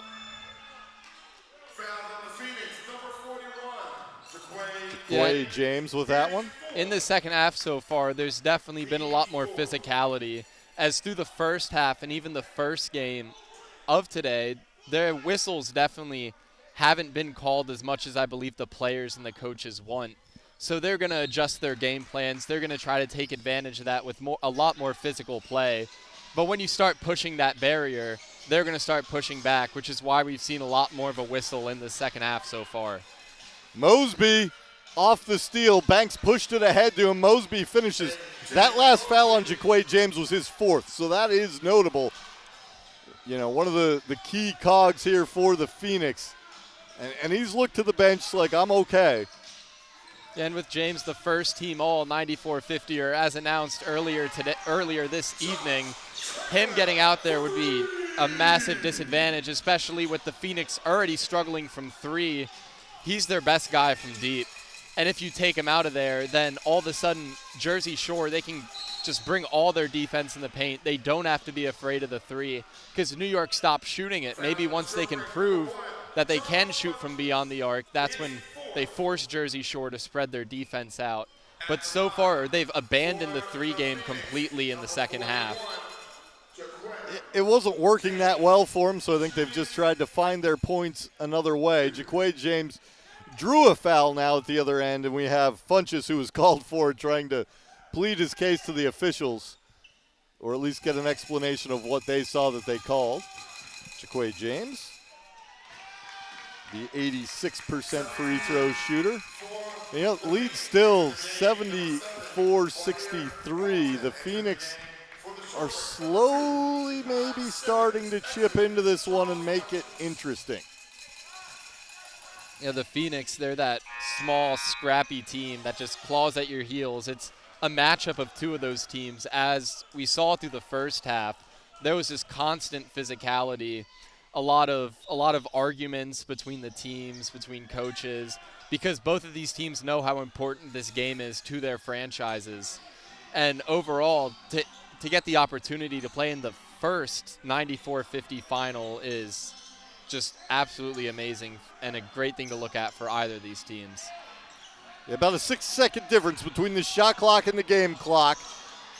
That's Treadwell. He'll pull up. He hit a three last time down. Smith, second bite at the apple, but he loses it. And it is Ford ahead to Mosby at the buzzer. Front iron. That would have been big if New York could get that one to go. At the end of the third quarter, it is a 10-point game. The Phoenix chewing a little bit into that lead. It's 10 as we head to the fourth, 94-50. I mean, they're up 16. The intern comes in. Now all of a sudden it's a 10-point cushion. This is why the fans clamor for Rich Quinones. I don't know what to tell you. Get this kid off to Syracuse already, will you? Oh, my goodness. 3/4 in the books, as my friend said. 74-64. What happened the last 3 and some change? Well, if Coach Weiss knows he's going to come back up here and make you get off, I think, and put Finn back on because they played much better while he was on the air. Yeah, you know, Robinson came out of the game for a little bit. Yeah, and I don't really understand. been the engine. I honestly, I've wrestled sometimes because he hasn't really had any issues with fouls, Jeff. So this is, what did I tell you about the third quarter? It's an Achilles heel. It's an Achilles heel. And it started out so well. I mean, there were times I'm like, you know, New York's starting to let them get comfortable. It's starting to look up what, a little less. 17 or 16 yeah, was the largest It lead. might have been 19. 19. Might have been 19. But yeah, it was starting to look prettier. You know, we've talked about how Jersey Shore wants to muck it up, make it look ugly.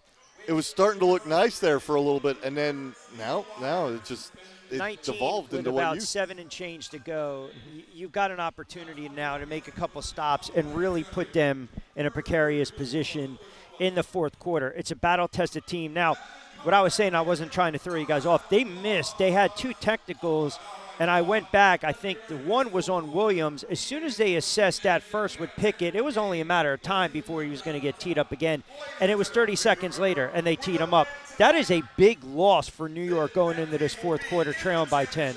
For sure. We talked a lot about what a great addition to this New York Phoenix team and how much even stronger they got with him. And now he's gone for the rest of the game. You know, but you knew when they assessed that first one to him, yeah, you could feel the second one coming immediately. And I think if you're Jersey Shore, they have to go back to the starting lineup. I mean, it's got to be Robinson, Simmons, Smith. I think if they have Stanback on the floor, it's for defensive purposes right now. Still a little surprised Robinson's not on the floor to start the fourth quarter. And he's the high man thus far. The only thing I can think is they're trying to get him his rest now, and they'll bring him back in a minute or two, and that'll be it. He'll be out there the rest of the time. But, yeah, I would have thought he'd get a break. He'd also get the break at the end of the period, and then he'd be back. Maybe they get him 30 seconds somewhere else. Well, the problem is now, Robinson on the floor, Mariani's on the floor. He can bring it up, but they're always going to have Smith bring it up where he shouldn't have to bring it up. He should already be playing it on the low block. That's the one issue I have with not having Robinson on the floor, and that's a travel. We saw last game this same kind of play. Jaquay James, he knows he's a lot smaller. So as soon as he feels Mariani start to back up, he just vacates, and Mariani stumbles backwards into the travel. Hepburn, Mosby, Banks, Ja James, Elijah Ford on the floor for New York, trailed by as many as 19, and now it's a 10-point deficit. And Mosby's starting to get in rhythm, and just as I say that, knocks it down. You know, while you guys were on the air, that last 6 and some change. But see, this to me doesn't, again, it makes no sense. Now you're going to go and you're going to substitute Robinson. You should have just started the fourth quarter with him. Yeah, I mean, we've talked about it a lot. He is Jersey Shore's true point guard. And when he's not in the game, you have to make a decision. Offense. Who's bringing it up. Yep. The whole offense goes south. And this is exactly what New York does. They just, you know, I know they couldn't convert right there, but you just get this feeling right now. It's little palpitations if you're Jersey Shore. A little out of control. Do they count? Continuation. Count the bucket, Mariani. Oh, my goodness, like a barbecue gnat, this kid doesn't go away. Coast to coast, you know, a little out of control, a little off balance, and then got it to drop. They desperately needed that one. Yeah, it was down to 8, so he gets that to go, gets it back to 10. Obviously, he can stretch it to 11 here if he can make this one. But, yeah, they needed something. The momentum was all turning in New York's favor. Because the last 6 and change, they went back to the ISO ball, and that's not a good brand of basketball for the Breaks. Oh, and yeah, I was wondering there. Usually they don't let you sub in after. No, he tried to be quick with that one, so it'll look like Robinson and Stanback. Next dead ball breaks up by 11 early on in this fourth quarter. You're looking to pull off a Yeah, Mosby trying to create a little bit. I mean, he just needs a little bit foul line. Got caught up. Hepburn, easy lay-in. Great ball move by New York. And another lapse by Jersey Shore defensively. Mosby's gotten going. He's drew a little bit of attention there. Left it for Hepburn and see if he can get one of his teammates going. You see the miscommunication. Simmons basically wants that clear out. Daniels, who's had a quiet game. Simmons knocked down a couple threes. How the heck did he make that shot? Lost it. Yeah. Regained control and just pushed it up there. I mean, my goodness. Wow. Snatched victory from the jaws of defeat on that possession there. Looked like he was about to turn it over, and now just caught it and laid it in like nothing happened. And an 11-point deficit is nothing in New York. Ja James, clean look, high arcer. Count it, Ja James. And if he starts feeling it, he can make that go away in a hurry. One of the most efficient three-point shooters in the league, averaging right around 20, and they're going to get it right back because you've got Ja James knowing exactly how to goat and get that call. If we watch on the replay, I mean, that was an easy call, and he sold it. He sold it. Yeah, that's, last two times down the floor, maybe there was a possession or two in between where those two went head-to-head. Jaquay James sort of played Mariani on both of those, and much to the appreciation of his team. Smith tracks down the miss. Saw Simmons. Entry pass into Smith. Did he get the travel, or is he going to get the call? Might have shuffled his feet. Good entry pass by the veteran Chris Smith. And I think you could have called a travel there. Yeah, I think that's another one where they're sort of saying the steps were caused by the contact. Yep. We get Keyshawn Smith at the line, the 52% free throw shooter.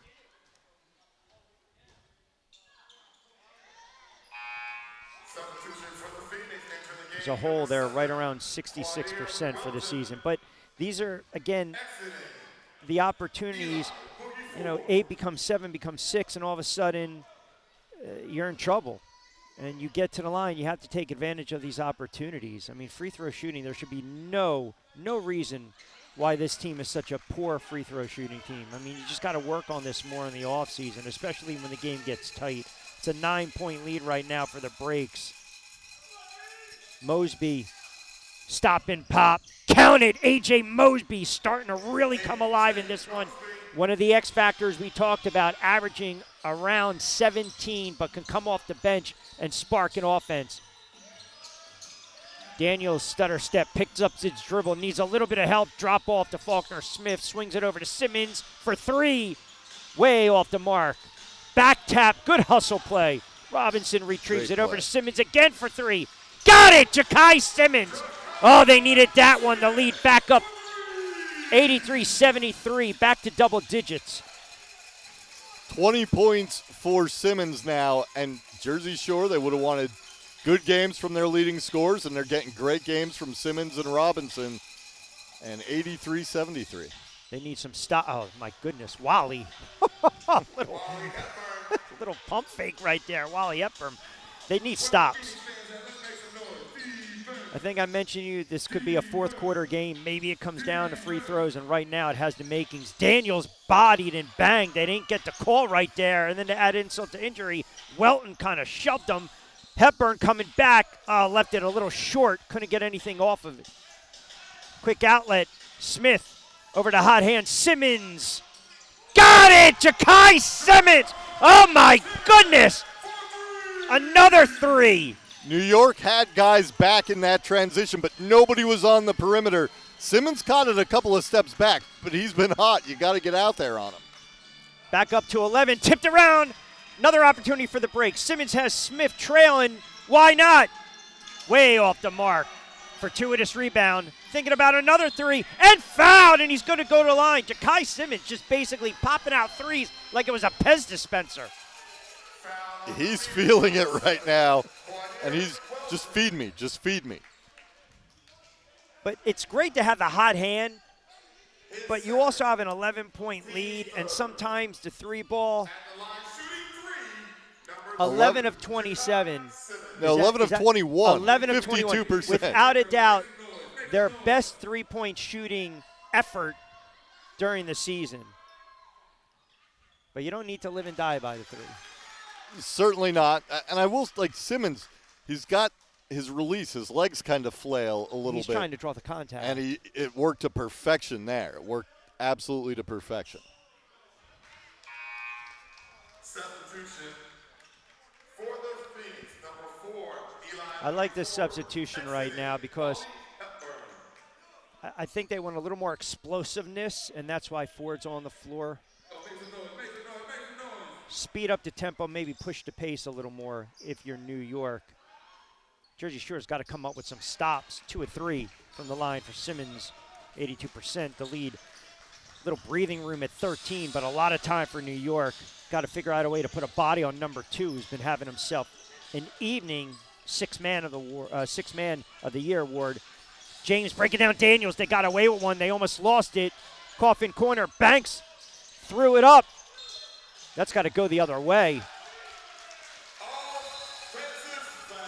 That's an easy call to make. I don't know what Travis White is complaining about. I mean, that was a well and clearly off the box out pushed. And that's all you need is a little nudge right there. They're going to call it every time.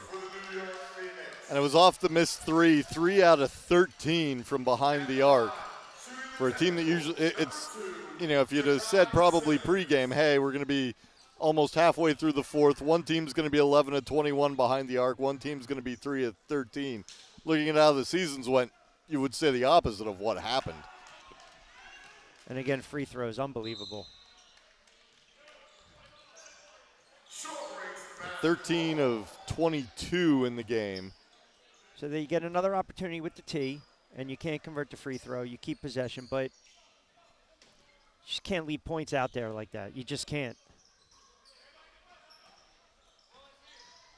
So it sits at 13, under 7 to go. They have Banks on Robinson again. We saw that a couple of times earlier. If I'm Robinson, I'm going right to the basket. Got it! Justin Robinson! Oh, it hung up there for a New York second. And this has sort of been one of the things they've tried to draw up maybe or tried to pull out to stop Robinson is put Banks, who's bigger, on him at 6'2", 185, but it hasn't seemed to have any effect. And correct me if I'm wrong, that should be, I thought that was their 15th foul right there.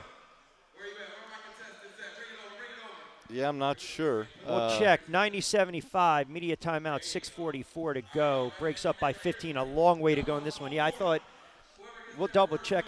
I don't know. Because they got the tee, and after the tee,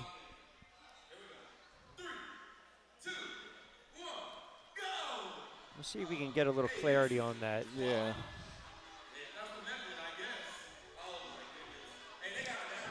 See if they can check the book. I'm going to try to quickly count here in the play-by-play if I can. We'll go fourth period.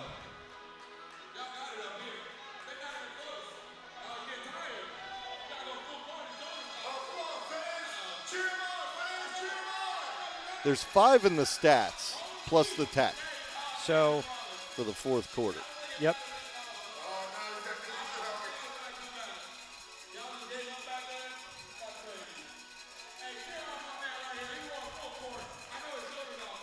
Yeah, because they have to make that correction because they're over the limit now. Yeah, we're going to have to hope that gets picked up on.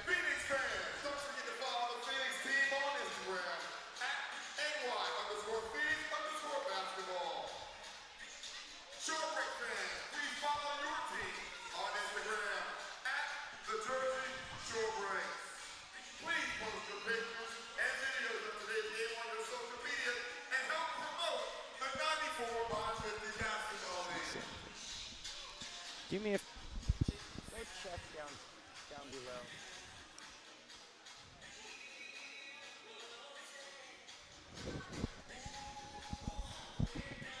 So we were just walking through right there. So did you see it on the play-by-play? Was I correct or was I Yeah, I've got 5 fouls for New York here in the fourth. Let me go.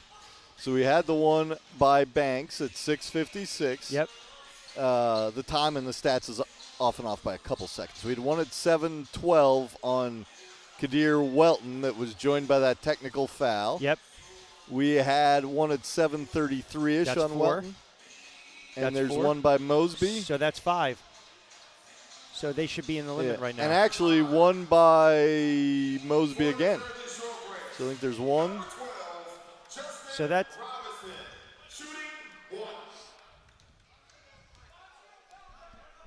So we've got 2 on Mosby. so they need to fix that. And One the on referees Welton need to and be one on aware of that. Banks. Yep. Yeah.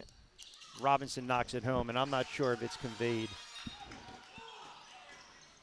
Now the stats, it looks like one of the ones they have is at the exact same time as the Well, technical. we'll see if there's another. Yeah, we'll see if there's a next dead ball foul on the floor against New York. James with Ford, and that's why they put him in there, and they let him go right down.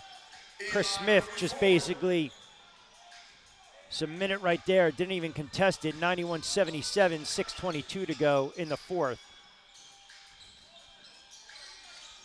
Nice entry, and they stolen away. Good play there by Yeah, Ford. really nice play. Mosby with a clean look. Got it, A.J. Mosby, and a quick 5. Getting a little dicey right now.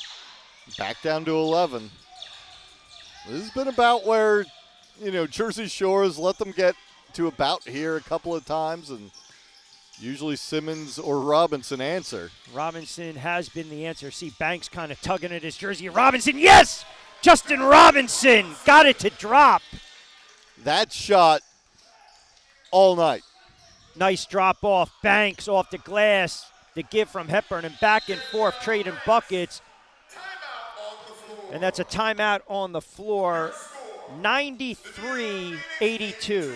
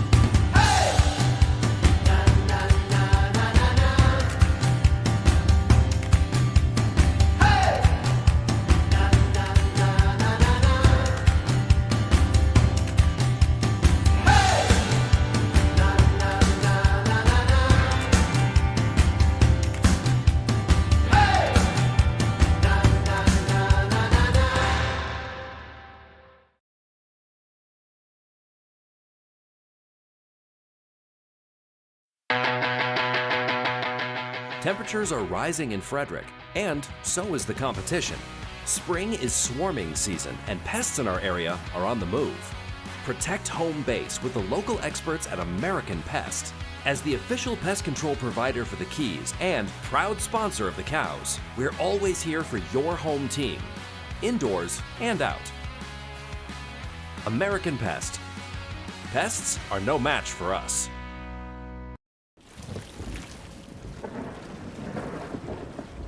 There's no such thing as a small disaster. So when you call 1-800-WATER-DAMAGE, we come prepared to restore your life back to normal. From burst pipes to unexpected mold discoveries or fire damage, when things couldn't be worse, we come to you with our best. With empathy, expertise, and a truck full of seriously powerful equipment. 1-800-WATER-DAMAGE, restoring what matters most. All right, heading down the home stretch, 5:35 to go in this fourth quarter, and the Breaks clinging to an 11-point lead, led as many as 19. They've got the ball moving right to left. Smith walks it across with Mosby, who's starting to wake up in this fourth quarter. Justin Robinson has been as solid as they come. Robinson for 3. Got it! Justin Robinson, the Monmouth product, with a big 3. Out of the timeout, back up to 14. Oh, having himself a whale of a game. He was my X factor coming in. Two-man game, Mosby. Oh, late whistle. No, Smith says that's on me.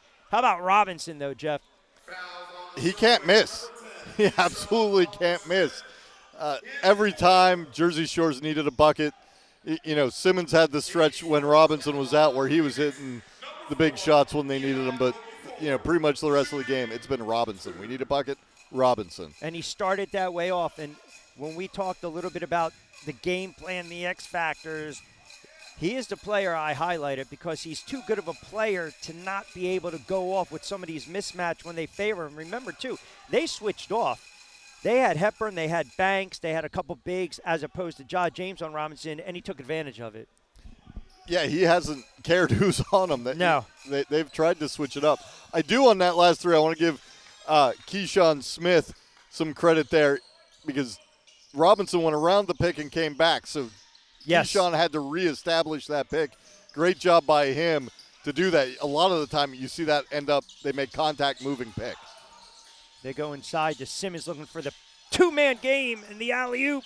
Oh, rejected Hepburn. Smith's got to go stronger and a jailbreak opportunity. Banks coming back the other way, off the glass. New York not going away. So much time left in this one, 4:35 to go. It's an 11-point lead. Yeah, Banks getting up the floor has been their best compliment to A.J. Mosby here in the second half.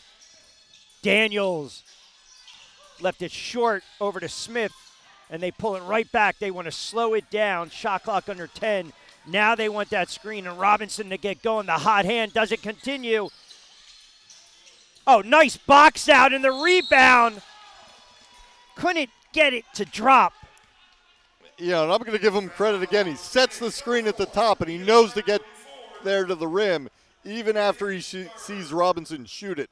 He doesn't give up on it, as hot as Robinson's been, and he gets right there to the glass. I think if you're a Breaks fan, you'd rather have the bunny than the opportunity at the line. For sure, but, hey. The hustle is there, and you like it. And he knocks down the first. So the lead sits at 12. New York defensively, they're going to start switching off a little bit, and you'll watch. I mean, Mosby's going to drift out.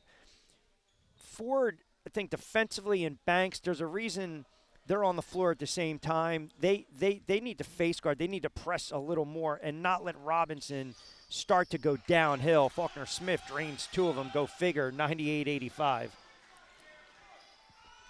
Yeah, they get it back to 13. Again, 11 points, and Jersey Shore finds an answer. No whistle on the floor.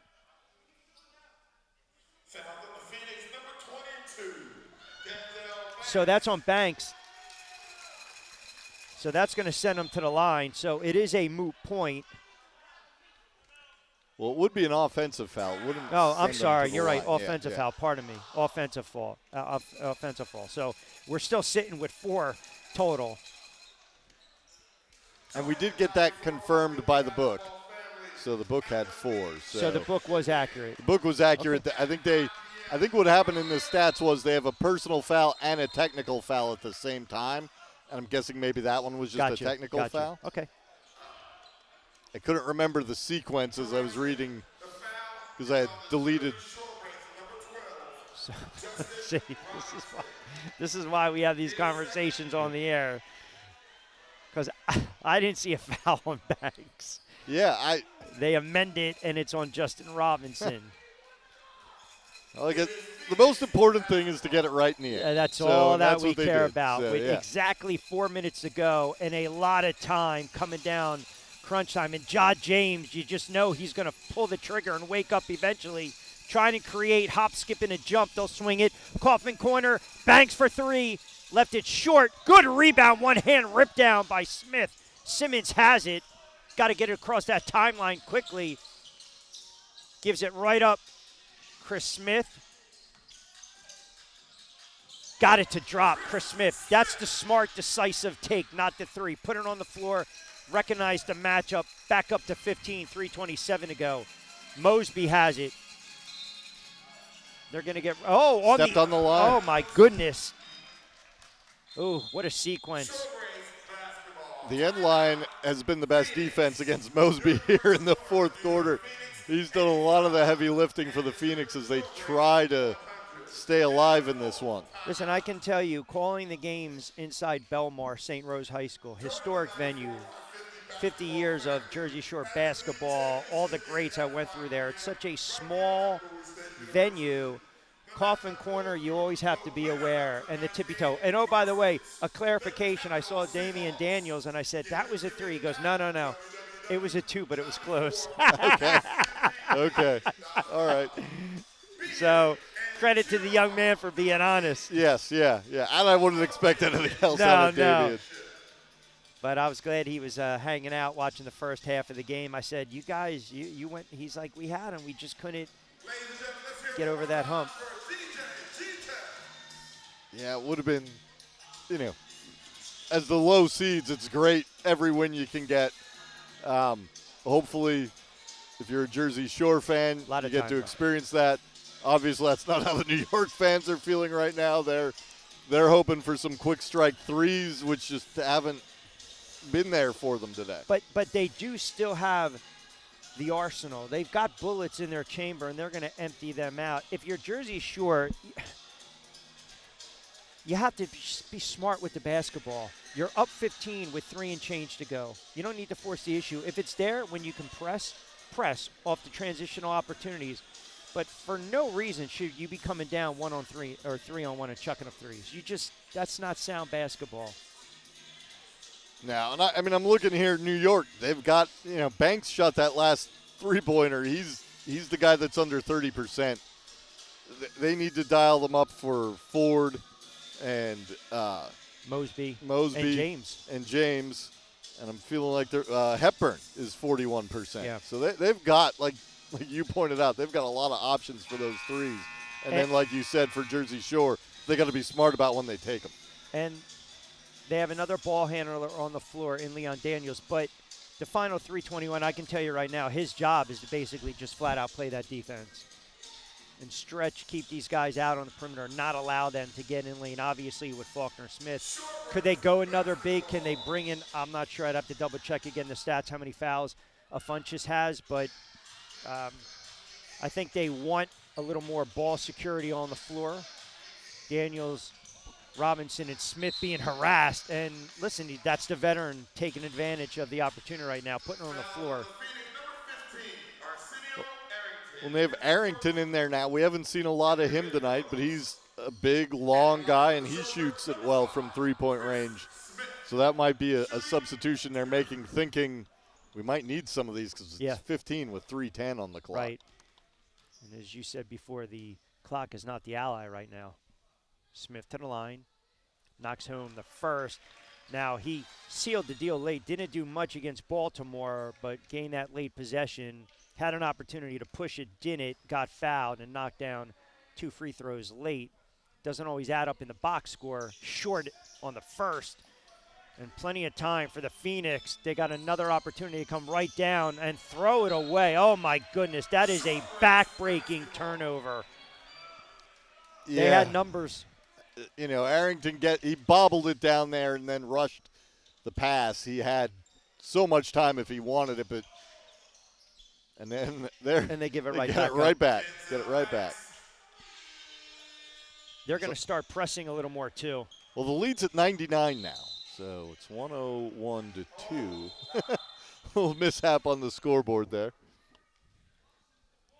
Well, if it stayed like that, I would say that the Phoenix, they need a lot of help. 101-87. There we go. It's a 14-point lead. Jersey Shore won 6 games last year. They won 7, and the 6 they won last year, they were 2-1 to start the season and had a horrible 11-game losing streak. Came out a little flat this season. Smith down the boulevard with the left hand. Chris Smith right down the boulevard with a big bucket. The Red Sea parted for him there. That was not good defense by New York, but then again, Jersey sort of returned the favor at the other end with a quick bucket and a they quick foul. And they can't keep exchanging buckets like this, but going back to Jersey Shore, started flat out of the gate this season. Defensively, they just did not make adjustments. Unfortunately, they dismissed their head coach, Randy Holmes, and they wanted to now start to work more on the defensive side of the basketball. Hence, you bring in a familiar coach in Elijah Hyatt, who did an excellent job 2 straight years with Atlantic City in the TBL. They won 20 and 23 games respectively, won the Northeast region. And this team defensively has been much better down the stretch. But as we talked about a lot, even prior to the broadcast, it's about closing out games and having that complete basketball game. Well, it looks like they might have learned that lesson on how to do that. We got 2:28 to go, but they're looking all right now. Daniels on Banks, over to Mosby, last gas for the New York. Mosby picks up the dribble. Banks banging with Leon Daniels, former teammates. Tough shot. Daniels, did he get the better of him? Nope. Fouled him. Stops the clock. Puts New York to the line as well. Yeah, you don't like that foul if you're Jersey Shore. But and it really did bail New York out. That possession there was, before the foul, was a good exhibit A of what their offense has been tonight. It wasn't smooth. It wasn't crisp. It just was not what we're used to seeing. Part of that credit, you talked about how much better Jersey Shore has been defensively, but part of it's also just on New York. They just have not been able to find rhythm. How much do you think the momentum swung? I mean, I believe, and correct me if I'm wrong, it sat right around 14 when Pickett got ejected. You lose that big body, and you're talking about a 15, 18-point scorer presence that can not only draw the double team but do some damage on the glass.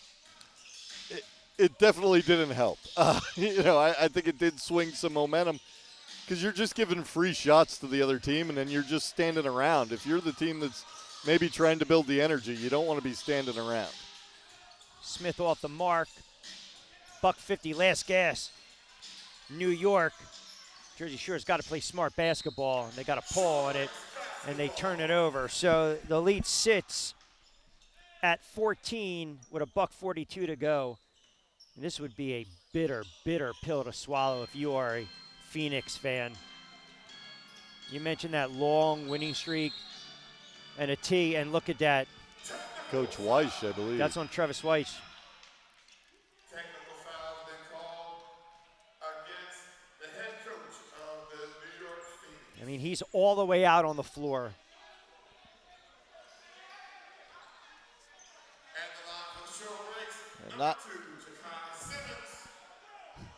Not sure if he'll make it to the end of this one. He's got Paulie Walnuts there trying to get him back to the bench. I think he might have gotten ejected. Oh, did he? Okay. Oh, he is gone. So he's just getting his 2 cents in before.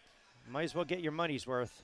Yeah, at this point, there's not much else they can do to you. I mean, look, you got to be fair here and call it objectively. They were very slow out of the gate. They fell behind early by double digits, and it got a little dicey. They made a little bit of a run. Jersey Shore pushed it back up to 19. They chipped away a little bit.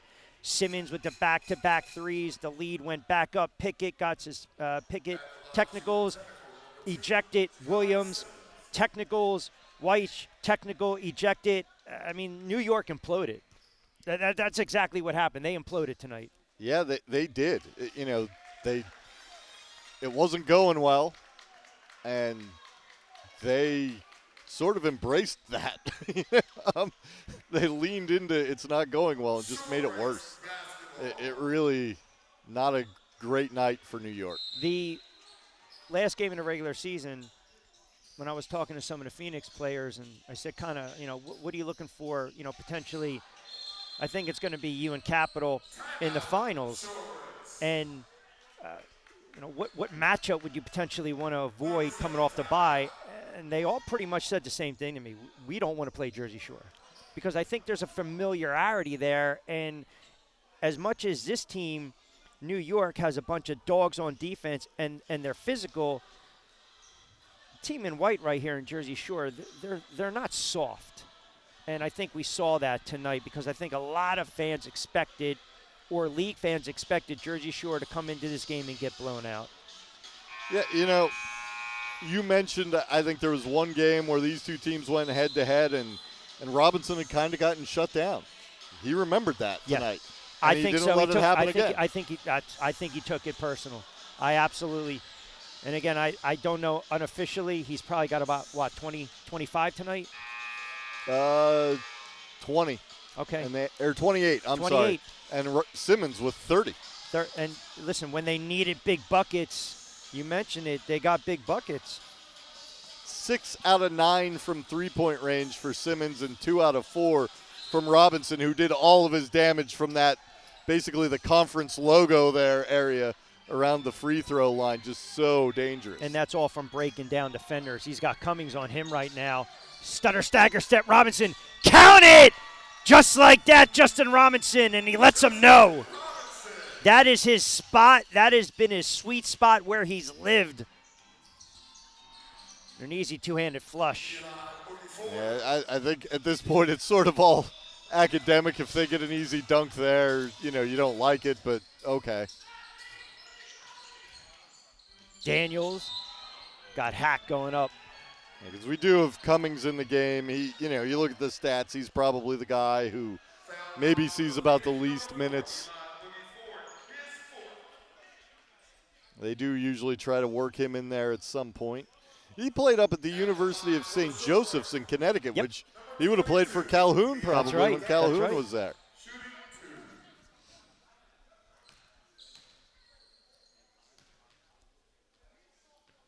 Well, this will certainly not only be a franchise-altering win for Jersey Shore, but, I mean, you got to be kidding to me tonight with what's going on with these players. I mean, he's out now too. Look, I know this will rub some fans the wrong way. This is a really bad look. It is. By the Phoenix. It is. There's zero composure whatsoever. And they're getting a dose of their own medicine right now. I think they're letting the team representatives know who's got to go. Oh, actually, they're waving security out to get him. Let's see if Paulie can get him to go on his own. I mean, this is just, you don't need this. No. It's utterly ridiculous.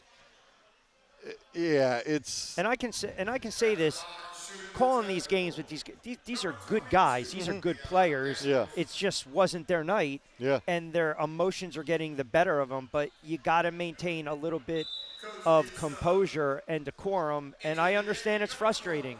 I really do. But I think you used the Mike Tyson analogy. Jersey Shore came up, and they punched him in the mouth. And New York didn't know how to handle and overcome that type of adversity. Yeah. It's, where we broadcast from in Frederick, we sit by the visitor bench, and so you interact, honestly, with the visiting team more than you do the home team on most game days. And, you chit-chat a little bit with guys, or you're trying to, hey, did we got your name right, or, whatever. And, yeah, these are nice guys. Like, I've talked to them. They're all great guys. It's just it just got the to them emotions. tonight. It's exactly it. It's the frustration. The shots that fell all year didn't fall today. What do we say with these leagues? Make or miss league, right? Yep. And how about this? The Jersey Shore breaks. Winding down the clock right now. Smith drawing a triple team over to Ja'Kai Simmons. Little handoff.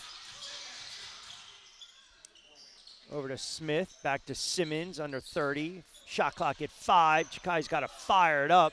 Simmons off the mark, and this will be the last gas for the Phoenix. Wally Hepburn pulling the trigger from 3.